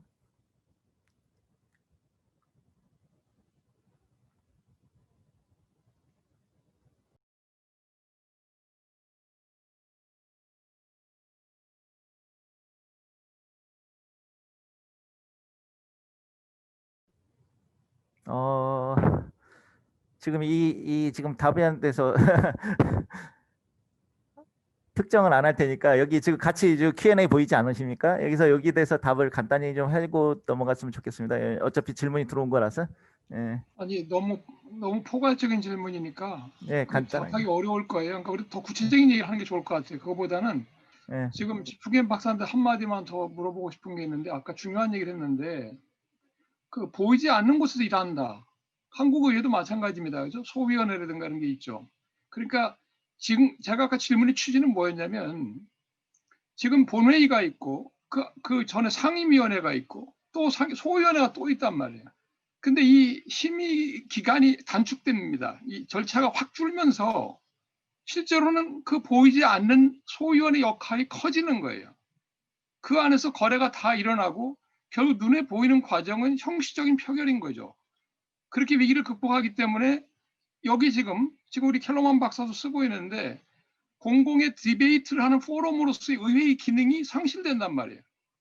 의회가 결정하는 것 같이 보이지만 실제로 국민을 대표하는 의회로서 역할을 하는 게 아니고 그냥 자기네끼리 하는 거지. 그렇지 않습니까? 의회가 대표이려면 대표답게 국민의 눈에 보이는 데서 투명하게 드러나게 해야 되는 것이고 그리고 그 의회 내의 그 디베이트 과정이 국민이 참여할 수 있는 거죠. 국민이 볼 수 있게 돼야 되는 것인데 볼 수 없는 상태에서 실질적인 결정이 다 일어나 버린 거예요. 실질적으로는. 그러니까 이게 큰 문제가 아닌가. 그러면 독일에서는 어떤 논의가 있는가? 과연 이런 실질적인 결정이 막후에서 보이지 않는 곳에 일어나는 것에 대한 어떤 대책, 특히 이런 코로나 위기 사태에서 특별한 어떤 대책은 없는가? 그거 좀 대답을 뭐 우리 브레너 교수님도 좋고 우리 푸겐 박사님도 좋고 부탁드립니다. 예.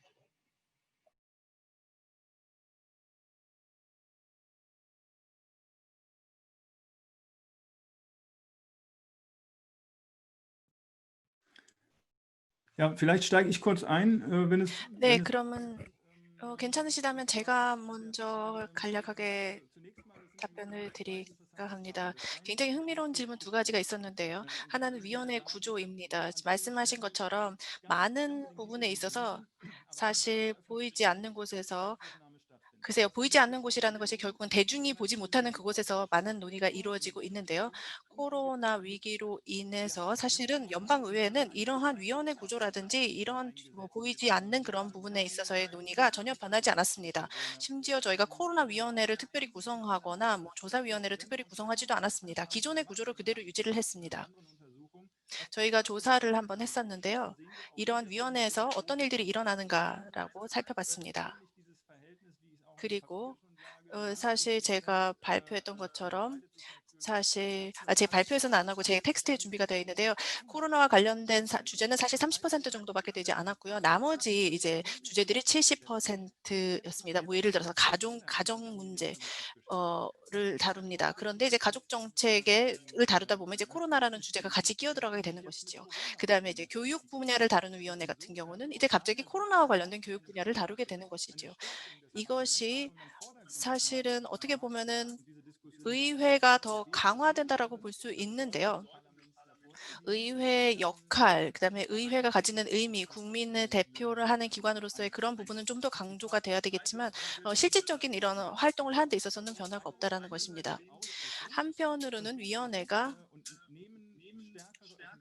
사실 좀 더 많은 공적인 홍보 활동들을 많이 한다라고 하는 것이 굉장히 도움이 되겠죠. 뭐 청문회라든지 또는 여러 가지 조사 결과들을 발표하는 등 여러 가지 그런 활동들이 있을 수 있고요. 그다음에 공적인 토론을 할 것인지도 결정을 할 수 있고요. 이런 것들이 사실은 코로나 시대에 조금 더 의회 역할을 인지시키는 데 도움이 될 것이라고 생각이 듭니다. 그다음에 가장 근본적인 질문으로 다시 결국 돌아가게 되는데요. 정치에 대한 어떤 이해가 필요하고요. 그다음에 정치 교육을 통해서 좀 더 이 부분을 알리는 작업이 필요할 것입니다. 그리고 정치 교육뿐만 아니라 정치인들 스스로도 이것을 국민에게 설명하고 홍보할 수 있는 그런 역량을 길러야 되지 않을까라고 생각을 합니다. 그다음에 직접적인 대표와 그다음에 국민 사이의 어떤 소통이 더 활발해져야 되는데 코로나 상황에서 다른 것들보다 바로 이 부분이 조금 더 제약을 받고 있다라고 이제 알려지고 있습니다. 네, 감사합니다. 지금 Q&A에 올라온 질문 보니까 또 이것도 지프겐 박사님께 질문 드리는 거라서 요건 잠깐 놔두고요. 너무 이게 오늘 발표하신 분이 네 분인데 지프겐 박사님께 너무 집중되는 것 같아서 좀 분산시키겠습니다. 사회자 재량으로. 자, 윤 교수님께서 말씀 한번 해보십시오. 예.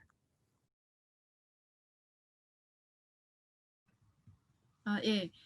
아까 제가 굉장히 우리나라 법률적 차원에서 광범하게 기본권 제한 조치들을 규정하고 있다고 말씀을 드렸는데 이제 방승조 교수님께서 그렇게 우리나라가 그렇게까지 심각하게 독일하고 비교를 했을 때 그렇게까지 심각하냐 딱히 그렇게 단정할 수는 없지 않느냐라고 말씀하셨는데 사실 뭐 이번에 구체적으로 열거된 이게 명시가 된 독일의 법률 과 한국에서의 그 감염병 예방법에 규정되어 있는 많은 내용들이 많이 겹칩니다. 뭐 그럴 수밖에 없는데요, 보편적으로.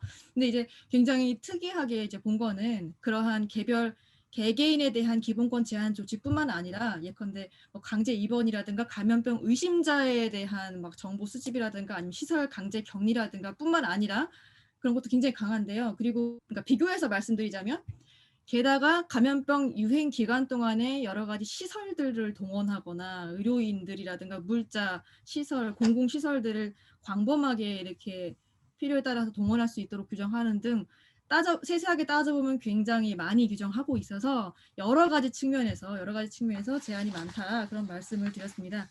그리고 이건 그냥 가볍게 말씀을 드리자면 우리가 사실은 이 팬데믹 시절에 의회가 대체 무엇을 하고 있느냐에 대한 인식이 굉장히 막 의심이라든가 아니면은 국민들이 이제 불만이 있을 수 있고 그렇다는 부분에 대해서 계속 말씀하셨는데 제가 재밌게도 최근에 독일 연방의회 사이트에 가보니까 거기에 이제 코로나 관련한 어떤 법률이라든가 어떠한 내용들에 대한 논의가 있었는지 찾아보고 싶어서 검색을 하다가 밑에 보니까 검색하는 창에 그냥 코로나 관련한 법률이나 무슨 결정 사항에 대해서 찾아볼 수 있느냐고 검색어를 입력을 했어요. 독수리 모양이 있었는데 또 입력을 하니까 관련한 위원회의 논의 상황이라든가 아니면 법률이 쫙 소트가 돼서 나오는 거예요. 굉장히 명시적으로.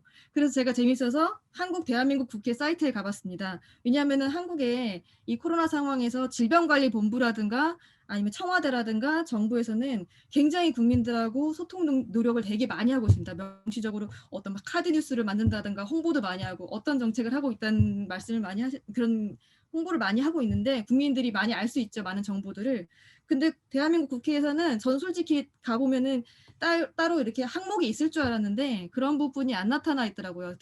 검색을 해도 어떤 코로나 관련한 의안이라든가 사실 감염병 예방법 같은 그런 법률뿐만 아니라 아까 지프켄 교수님께서 말씀하셨던 것처럼 교육 관련해서도 아니면 뭐 다양한 부분에서 코로나 관련한 내용이 들어갈 수 있지 않습니까? 그런 것들이 좀 소트가 되고 또 주요 법률들도 국민들이 알 수 있도록 국회가 이거 관련해서 무슨 결정을 하고 있는지 알 수 있도록 조금 이렇게 노력을 하는 것이 좀 우리도 필요하지 않을까 그런 생각을 한번 해봤습니다. 예, 저는 그럼 다음 다시 말씀드리겠습니다. 예. 지금 상황에서 지금 보니까 질문이 하나 더 들어왔는데 이건 방금 전에 말씀을 마친 우리 윤정인 교수님께 대한 질문이라서 먼저 번에 들어온 우리 지프켄 박사님께 들어온 질문부터 할까요? 그러면 뭐가 들어왔냐면 그 과학과 정치에 관한 관계에 대한 질문입니다. 그래서 이 질문하신 분의 입장은 지금 이 코로나 위기로 인해서 과학의 역할의 중요성이 훨씬 더 커지지 않느냐. 그러면 과학에 기반한 정책 수립의 중요성이 훨씬 더 크지 않느냐라는 질문을 하고 계십니다. 이 부분에 대해서 한번 답변을 부탁드리겠습니다.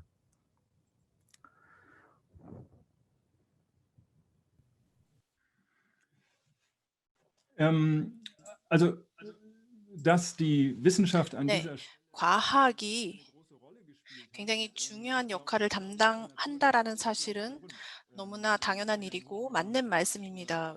굉장히 심각한 전염병 상황 속에서 과학계가 적극적인 역할을 해야만 했었습니다. 그리고 명확한 답을 찾기 위해 노력을 해야 하는 상황이고요. 과연 이것이 의회에서부터 의회의 역할이 약화되는 것은 아닌가라는 질문들을 많이 하시는데요. 저도 사실 이 부분에 대해서는 저도 조금은 우려하거나 걱정하는 부분이 있었습니다. 제가 과학과 정치의 관계에 대해서 발표 때 언급했던 이유는 과연 이것이 어떻게 표현되었느냐라는 문제를 다루기 위해서입니다. 과학이 이 코로나 시기를 테크노크라시 차원에서 이용했던 것은 아닌가라고 살펴보려고 했던 것입니다. 오래전에 그러한 시기가 있기도 했었습니다. 앙겔라 메르켈이라든지 여러 정치인들이 대안 없는 정치라는 표현들을 종종 썼는데요. 한 가지 해결책, 한 가지 솔루션만 있다라는 식의 그러한 정치를 펼치는 경우들이 있었습니다. 지금 이 상황은 굉장히 과학적인 어떤 논거들이 필요한 그런 상황입니다. 그런데도 그리고 과학계에서 이렇게 이야기를 하기 때문에 우리는 대안 없이 이러한 솔루션을 취해야 된다라는 식의 답변이 있지 않을까라고 예상을 했었는데 의외로 과학계에서는 정치의 우선성을 오히려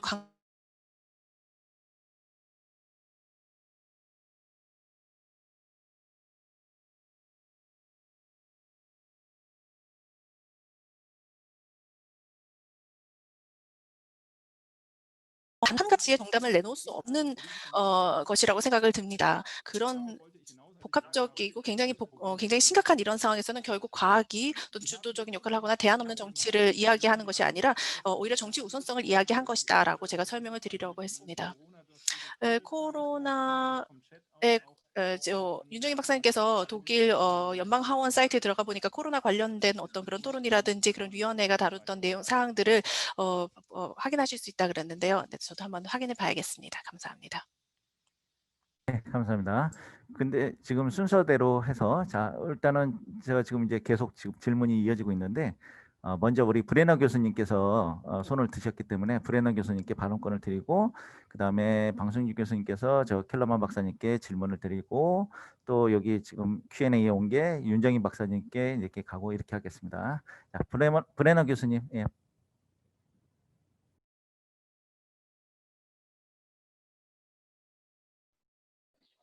Ja, vielen Dank, Herr Vorsitzender. Ich habe 예, 사회자님 이렇게 기회를 주셔서 감사합니다. 제가 이미 사실 질문도 있고 답변도 있고 한 가지 코멘트도 하고 싶습니다. 김선택 교수님께 질문에 대해서 저도 코멘트를 하고 싶은데요. 여당의 역할에 대해서 말씀하신 바가 있습니다. 독일에서는 사실상 어떻게 보면 일하는 국회라는 일하는 의회라는 그러한 것이 있습니다. 영국의 의회는 좀 다르죠. 사실상 여당이라고 하는 것은 확실히 의원회에서 굉장히 어떤 가시화가 된다고 할 수가 있습니다. 그래서 정말 그 영국의 하원하고는 완전히 그게 다르죠. 지프켄 교수님께서 말씀하셨죠. 말씀하신 것처럼 굉장히 많은 법령의 결정들이 행정부에 의해서 좀 정지가 된 것이 있었다고 들었습니다.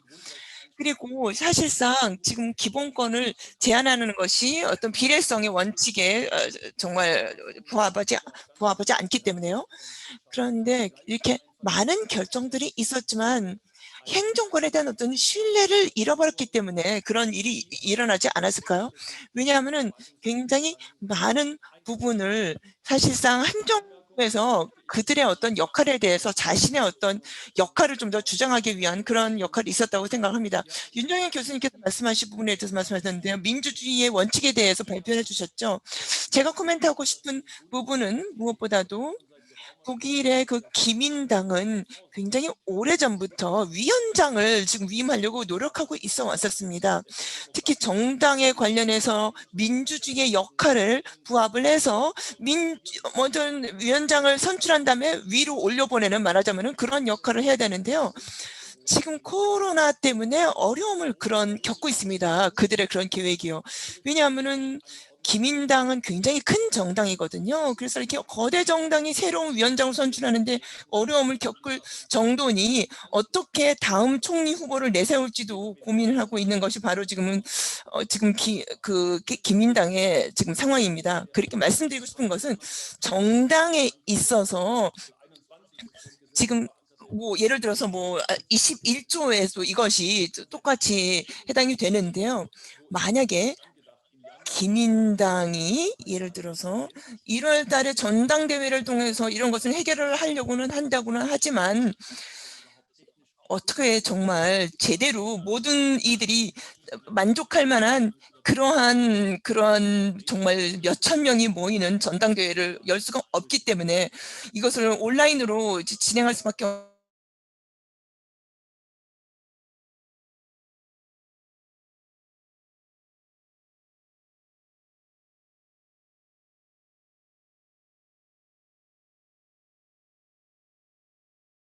점을 말씀을 드리고 싶었고요. 이런 예를 들어서요. 이것은 미래에서도 우리가 정말 부정적인 결과를 앞으로 계속 좀 얻어낼 수밖에 없는 상황이라고 말씀드리고 싶었습니다. 네, 감사합니다.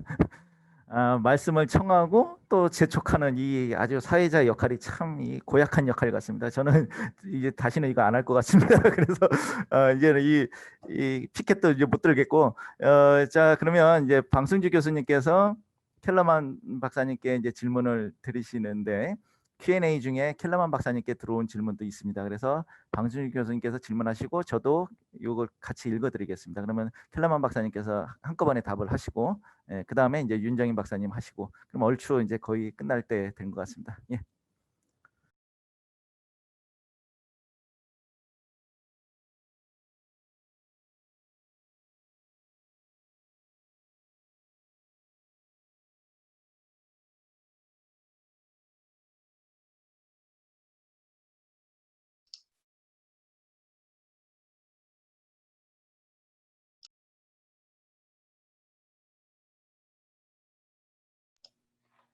네, 지금 들리죠?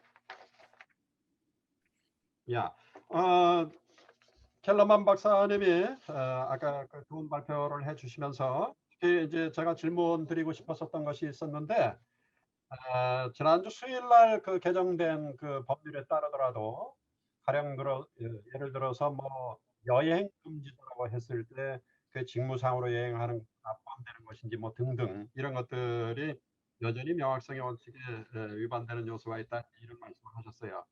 뭐 아까도 말씀드렸듯이 저도 이렇게 좀 살펴보니까 지금 그 개정된 독일 그 감염병 예방법 제 28조 A를 보니까는 7일 내에 인구 10만 명당 신규 확진자 수가 50명을 넘는 경우, 또 35명을 넘는 경우, 그다음에 35명 이하인 경우 각각 나눠가지고 이렇게 여러 가지 포괄적인 조치들을 취할 수 있다라고 한다라든가, 아니면 효과적인 보호 조치를 취할 수 있다라고 한다라든가, 아니면 뭐 감염 사태를 갖다가 컨트롤할 수 있는 정도의 조치를 유지할 수 있다라든가 이런 식의 이제 표현을 쓰고 있더라고요.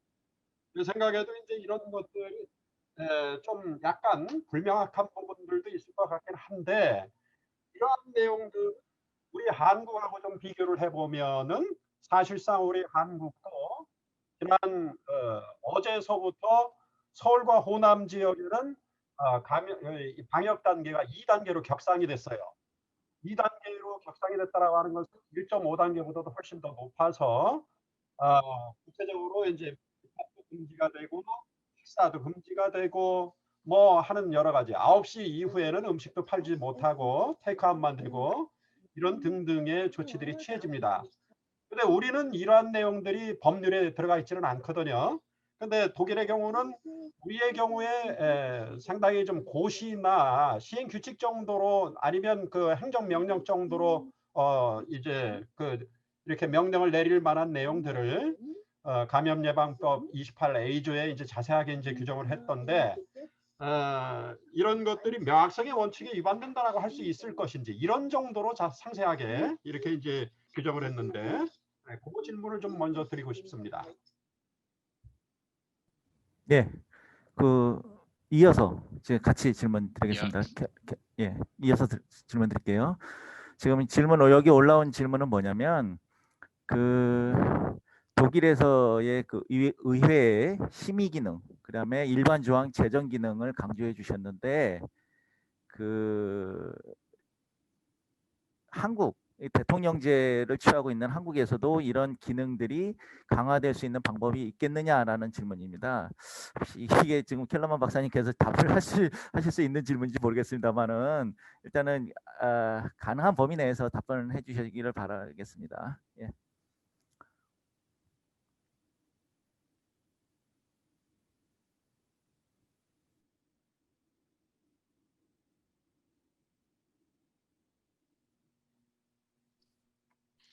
Also vielen Dank für die Fragen. Zunächst zur Frage von Professor Bang. Sie sprechen das Bestimmtheitsgebot an. Es ist die Frage, inwieweit diese Begriffe zu vage sind, zu offen. Also in der Tat, wenn man fragen würde, wer 표현들이 또 너무 애매모호하다. 명확성 원칙에 관해서 질문을 해주셨는데요. 방승주 교수님께서 과연 명확성 원칙이 어떻게 하면 더 강화될 수 있는지에 대한 질문을 주셨습니다. 사실 그 부분은 행정이 조금 더 나설 수 있지 않을까 싶습니다. 의회는 법에 사실 크게 더 구체화되는 그러한 상황에 대해서는 규명하고 있지 않습니다. 이런 상황에는 이러한 조치를 취해야 된다. 이런 식의 법을 개정한 것은 아닙니다. 기본적인 틀을 제시를 했고요. 그다음에 행정이 나서서 이런 부분들을 좀 더 구체화되지 않을까 싶습니다. 너무 명확성이 떨어지는 것은 아닌가라는 또 질문을 해볼 수 있는데요. 저는 그렇다고 보지는 않습니다. 제가 봤는데요. 그 소위 말하는 조치 카탈로그, 그 다양한 조치들을 이제 명시를 해놨는데요. 개정을 통해서 제가 봤을 때는 기존에 이미 우리가 다 알고 있는 조치들을 다시 한번 정리를 해서 개정을 하면서 이 법에다가 집어넣었다는 생각이 들었습니다. 그렇기 때문에 뭐 명확성이 너무 많이 떨어져서 너무 애매모호하다라는 식의 그런 문제점을 제기할 필요는 없을 것 같다는 생각이 듭니다. 저는 아마도 지금과 달라질 것이 없다라고 생각이 들고요. 다만 이제 법적인 토대가 좀 더 굳건해졌다라고 생각을 합니다. 지금 사실 관중에서 주신 질문은 일반 조항 제정의 기능에 대해서 말씀을 해주셨는데요. 지금 제가 정확하게 답변을 드리기는 좀 어렵지만 사실 지금 독일은 법이 개정이 됐습니다. 독일의 새로운 감염보호법 28A조에 구체적으로 명시되어 있지 않는 상황에 대해서 규정을 하려고 할 때 이제 일반 조항을 법적인 토대로 삼게 되는데요. 그래서 사실 기본권 제한이 클수록 그 법적인 근거가 더 탄탄해야 됩니다. 그런 의미에서 이런 일반 조항보다는 좀 더 구체화된 개정된 법을 사용을 하게 되는 것인데요. 그리고 법원의 판결들이라든지 뭐 이런 것들을 보면 사실 이런 부분들이 확인이 됩니다. 그리고 행정도 좀 더 구체화된 이러한 법을 통해서 조금 더 힘을 얻었다라고 할 수 있을 것 같습니다. 네, 감사합니다. 여기 Q&A 올라온 거 마지막으로 윤정인 교수님께 잠깐 질문 드리고 그다음에 카이저 교수님께서 마지막 질문할 수 있는 기회를 드리겠습니다. 지금 윤정인 교수님께 여기 지금 질문 들어온 거는 한국 대통령제 하에서 야당 및 의회의 역할이 강화될 수 있는 방법은 무엇이 있을까요? 라는 질문입니다. 그래서 이거는 좀 간단하게 시간이 이미 오버됐으니까 간단하게 답변 부탁드립니다. 예, 간단하게 말씀드리겠습니다. 일단 독일과 다른 우리나라의 정부 형태의 특징이 대통령제고 대통령이 굉장히 강하고 의회가 약하다고 말씀을 드렸습니다. 그래서 어쩔 수 없이 이제 여당은 대통령 정부의 운영을 이렇게 지지하고 거의 뭐 견제라기보다는 서포트하는 입장에 가까운데요. 이제 우리는 이제 선거 결과에 따라서 국회 구성이 여당이 다수, 야당이 그 밖에 정당들이 소수가 되는 여대 야소형과 구성이 될 수도 있습니다. 그럴 때는 진짜 방금 말씀드린 것처럼 의회가 거의 뭐 정부를 견제하거나 통제하는 기능을 거의 기대할 수가 없고 심지어 이제 야당이 굉장히 기능이 축소가 되게 됩니다. 그럴 때 이제 우리가 필요한 것은 야당이라든가 아니면 의회 기능이 제대로 하기 위해서는 소수파의 참여라든가 그들의 의사가 반영될 수 있는 구조를 어떻게 해서라도 그들이 단지 소수라고 해서 외면되는 게 당연한 게 아니라 왜냐하면 다수와 소수가 있다 하더라도 다수파와 소수파가 정당 내 아니 의회 내에 있다고 하더라도 그들이 대표하는 국민들은 분명히 있다는 것입니다. 그렇기 때문에 그것을 인지하고 서로 협의를 통해서 문제를 의사를 결정할 수 있도록 해야 될 것이고 이제 반면에 이제 여소야대 즉 여당이 작은 의석을 차지하고 야당이 거대 의석을 차지하게 되는 경우가 있습니다. 이럴 때는 정말 말 그대로 폴리티컬 데드락 같은 경우가 생길 수 있습니다. 정말 막 결정이 거의 안 되고 야당은 반대만 하고 아무것도 의사결정이 되지 않고 이런 위기 상황에서 굉장히 어렵겠죠. 근데 제가 재밌는 것은 지금 여러 교수님들께서 독일의 의회가 이제 일하는 국회다, 말하는 국회로서의 기능도 필요하다. 또 브레너 교수님께서 우리는 UK처럼 그런 말하는 국회라기보단 일하는 국회다라고 말씀하셨는데 우리가 여소야대 현상이 있을 때는 거의 싸우는 국회 같은 현상을 보게 됩니다.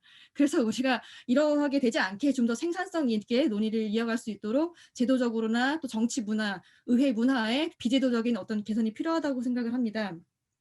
근데 제가 지금 그래서 지금 제 답변 이 정도로 드리고 사실 이제 질문 드리고 싶은 사항이 하나 있습니다. 카이저 교수님한테. 왜냐하면은 이런 예외적인 상황에 대해서 굉장히 많은 고민들을 많이 해보셨기 때문에 저는 그리고 최근에 이제 아시아 퍼시픽 지역에서의 다른 전문가들과 함께 이 코로나 대응 조치에 대한 비교법적인 토론을 한 적이 있었습니다. 그런데 보면 연방제도 하에서는 이렇게 주로 연방 정부는 경제적인 타격 같은 것을 굉장히 많이 신경을 쓰는 반면에 주정부, 지방정부 차원에서는 보건이라든가 그런 조치에 대해서 더 많은 방점을 두는 것 같은 인상을 받았습니다. 혹시 독일에서도 그러한 현상이 나타났는지 아니면 그것에 대한 어떤 불만이나 아니면 비판 여론이 있는지 궁금합니다. 예, 잠깐만요. 예, 거기 이어서 우리 김선택 교수님께서 카이저 교수님께 질문하실 거를 같이 묶어서 카이저 교수님 답변하실 수 있는 기회를 드리겠습니다. 질문, 김선택 교수님 질문 부탁드립니다. 이제 그 학술의 시간이 얼마 안 남아서 그런데 제가 꼭 듣고 싶은 게 있는데요. 우리 카이저 교수님이 쓰신 그 하빌리타션 스리프트에 보면 그 아우스나메 페어파승스레이트를 쓰셨는데 그 예외 헌법론 거기에 재밌는 말이 나옵니다. 소극적 예외 헌법이라는 아주 재밌는 말을 만드셨어요. 네가티비스 아우스나메 페어파승스레이트. 지금 이런 위기 상황을 우리가 접하고 보니까 이 어떠한 예외 상황에서도 양보할 수 없는 중요한 가치를 헌법이 이렇게 보류하고 있다면 그 가치는 과연 무엇인가? 이걸 한번 여기서 우리 한국에 듣는 분도 많이 있으니까 한국과 독일의 많은 젊은 사람들이 보고 있으니까 그분들에게 한번 이걸 설명해 주시면 굉장히 유익하겠다 이런 생각이 듭니다.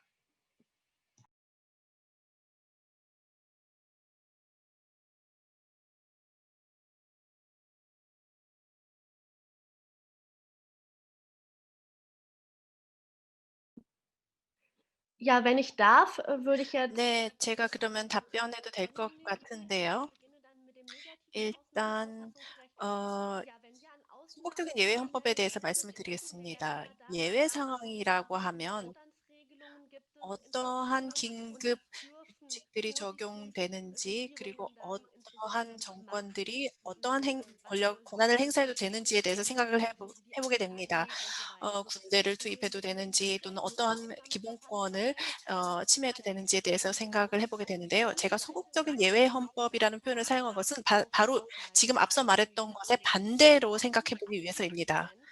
과연 정부나 의회가 아무리 긴급 상황이라고 해도 절대로 넘어서는 안 되는 선은 어디인가?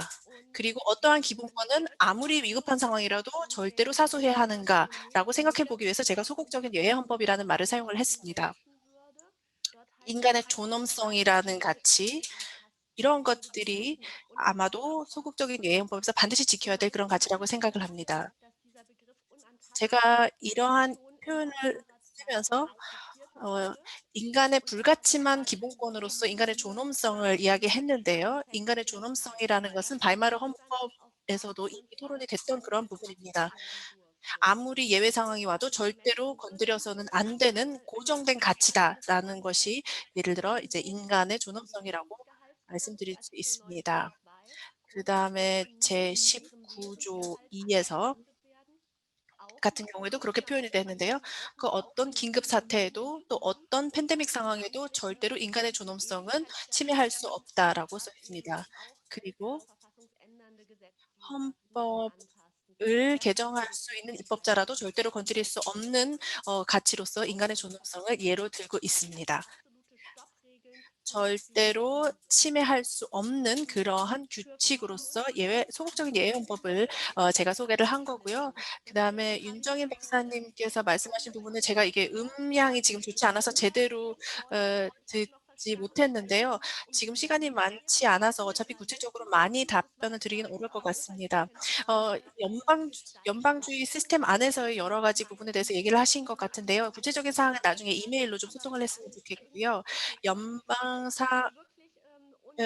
제가 앞부분만 듣고 뒷부분은 제 집에 있는 기술적인 문제 때문에 제대로 듣지 못했는데요. 나중에 꼭 이메일을 통해서 한번 더 소통을 했으면 좋겠습니다. 감사합니다. 예, 감사합니다, 교수님. 예, 듣던 중 반가운 소리, 이메일 소통 최고입니다. 방순주 교수님 이제 끝났습니다. 죄송합니다. 자, 이상으로 이제 토론을 마치겠습니다. 시간이 많이 지나서요. 예, 그리고 참석자 여러분 모두 수고 많으셨고요. 마지막 폐의사는 우리 존경하는 요시무라 소장님께 넘겨드리겠습니다. 소장님 부탁드립니다. Ja, herzlichen Dank. Diesen Dank kann ich mich auch nur anschließen. 감사합니다. 저도 함께 감사를 많이 드리고 싶은데요. 이렇게 토론에 적극적으로 참여해 주셔서 감사를 드립니다. 여러분께서 무엇보다도 함께 참여해 주신 분들 그리고 또 함께 회의를 들어서 같이 이제 참여해 주시고 질문해 주시고 이런 부분에 있어서 굉장히 감사를 드리는 바입니다. 저는 오늘 회의를 통해서 굉장히 구체적인 토론을 많이 했다고 생각합니다. 굉장히 건설적이었고요.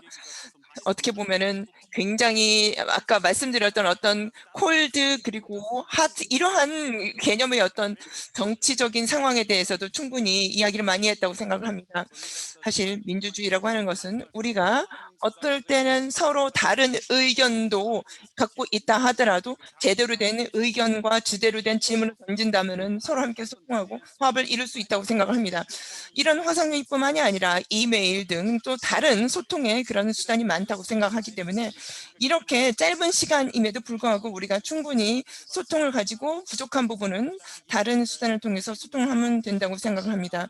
지금 우리가 지금 화면에 보이는 그 참여자뿐만이 아니라 화면에 보이지 않는 참여자, 그리고 화면에 보이지 않는 또 다른 존재가 있죠. 통역사들이 있는데요. 이런 모든 분들이 함께 해주셔서 이러한 회의가 가능했었다고 생각을 합니다. 또 오늘 이 자리에 보이지 않더라도 계속 우리의 회의를 계속 들으면서 참여해 주신 다른 참여자분들께도 감사를 드리는 바입니다. 감사합니다.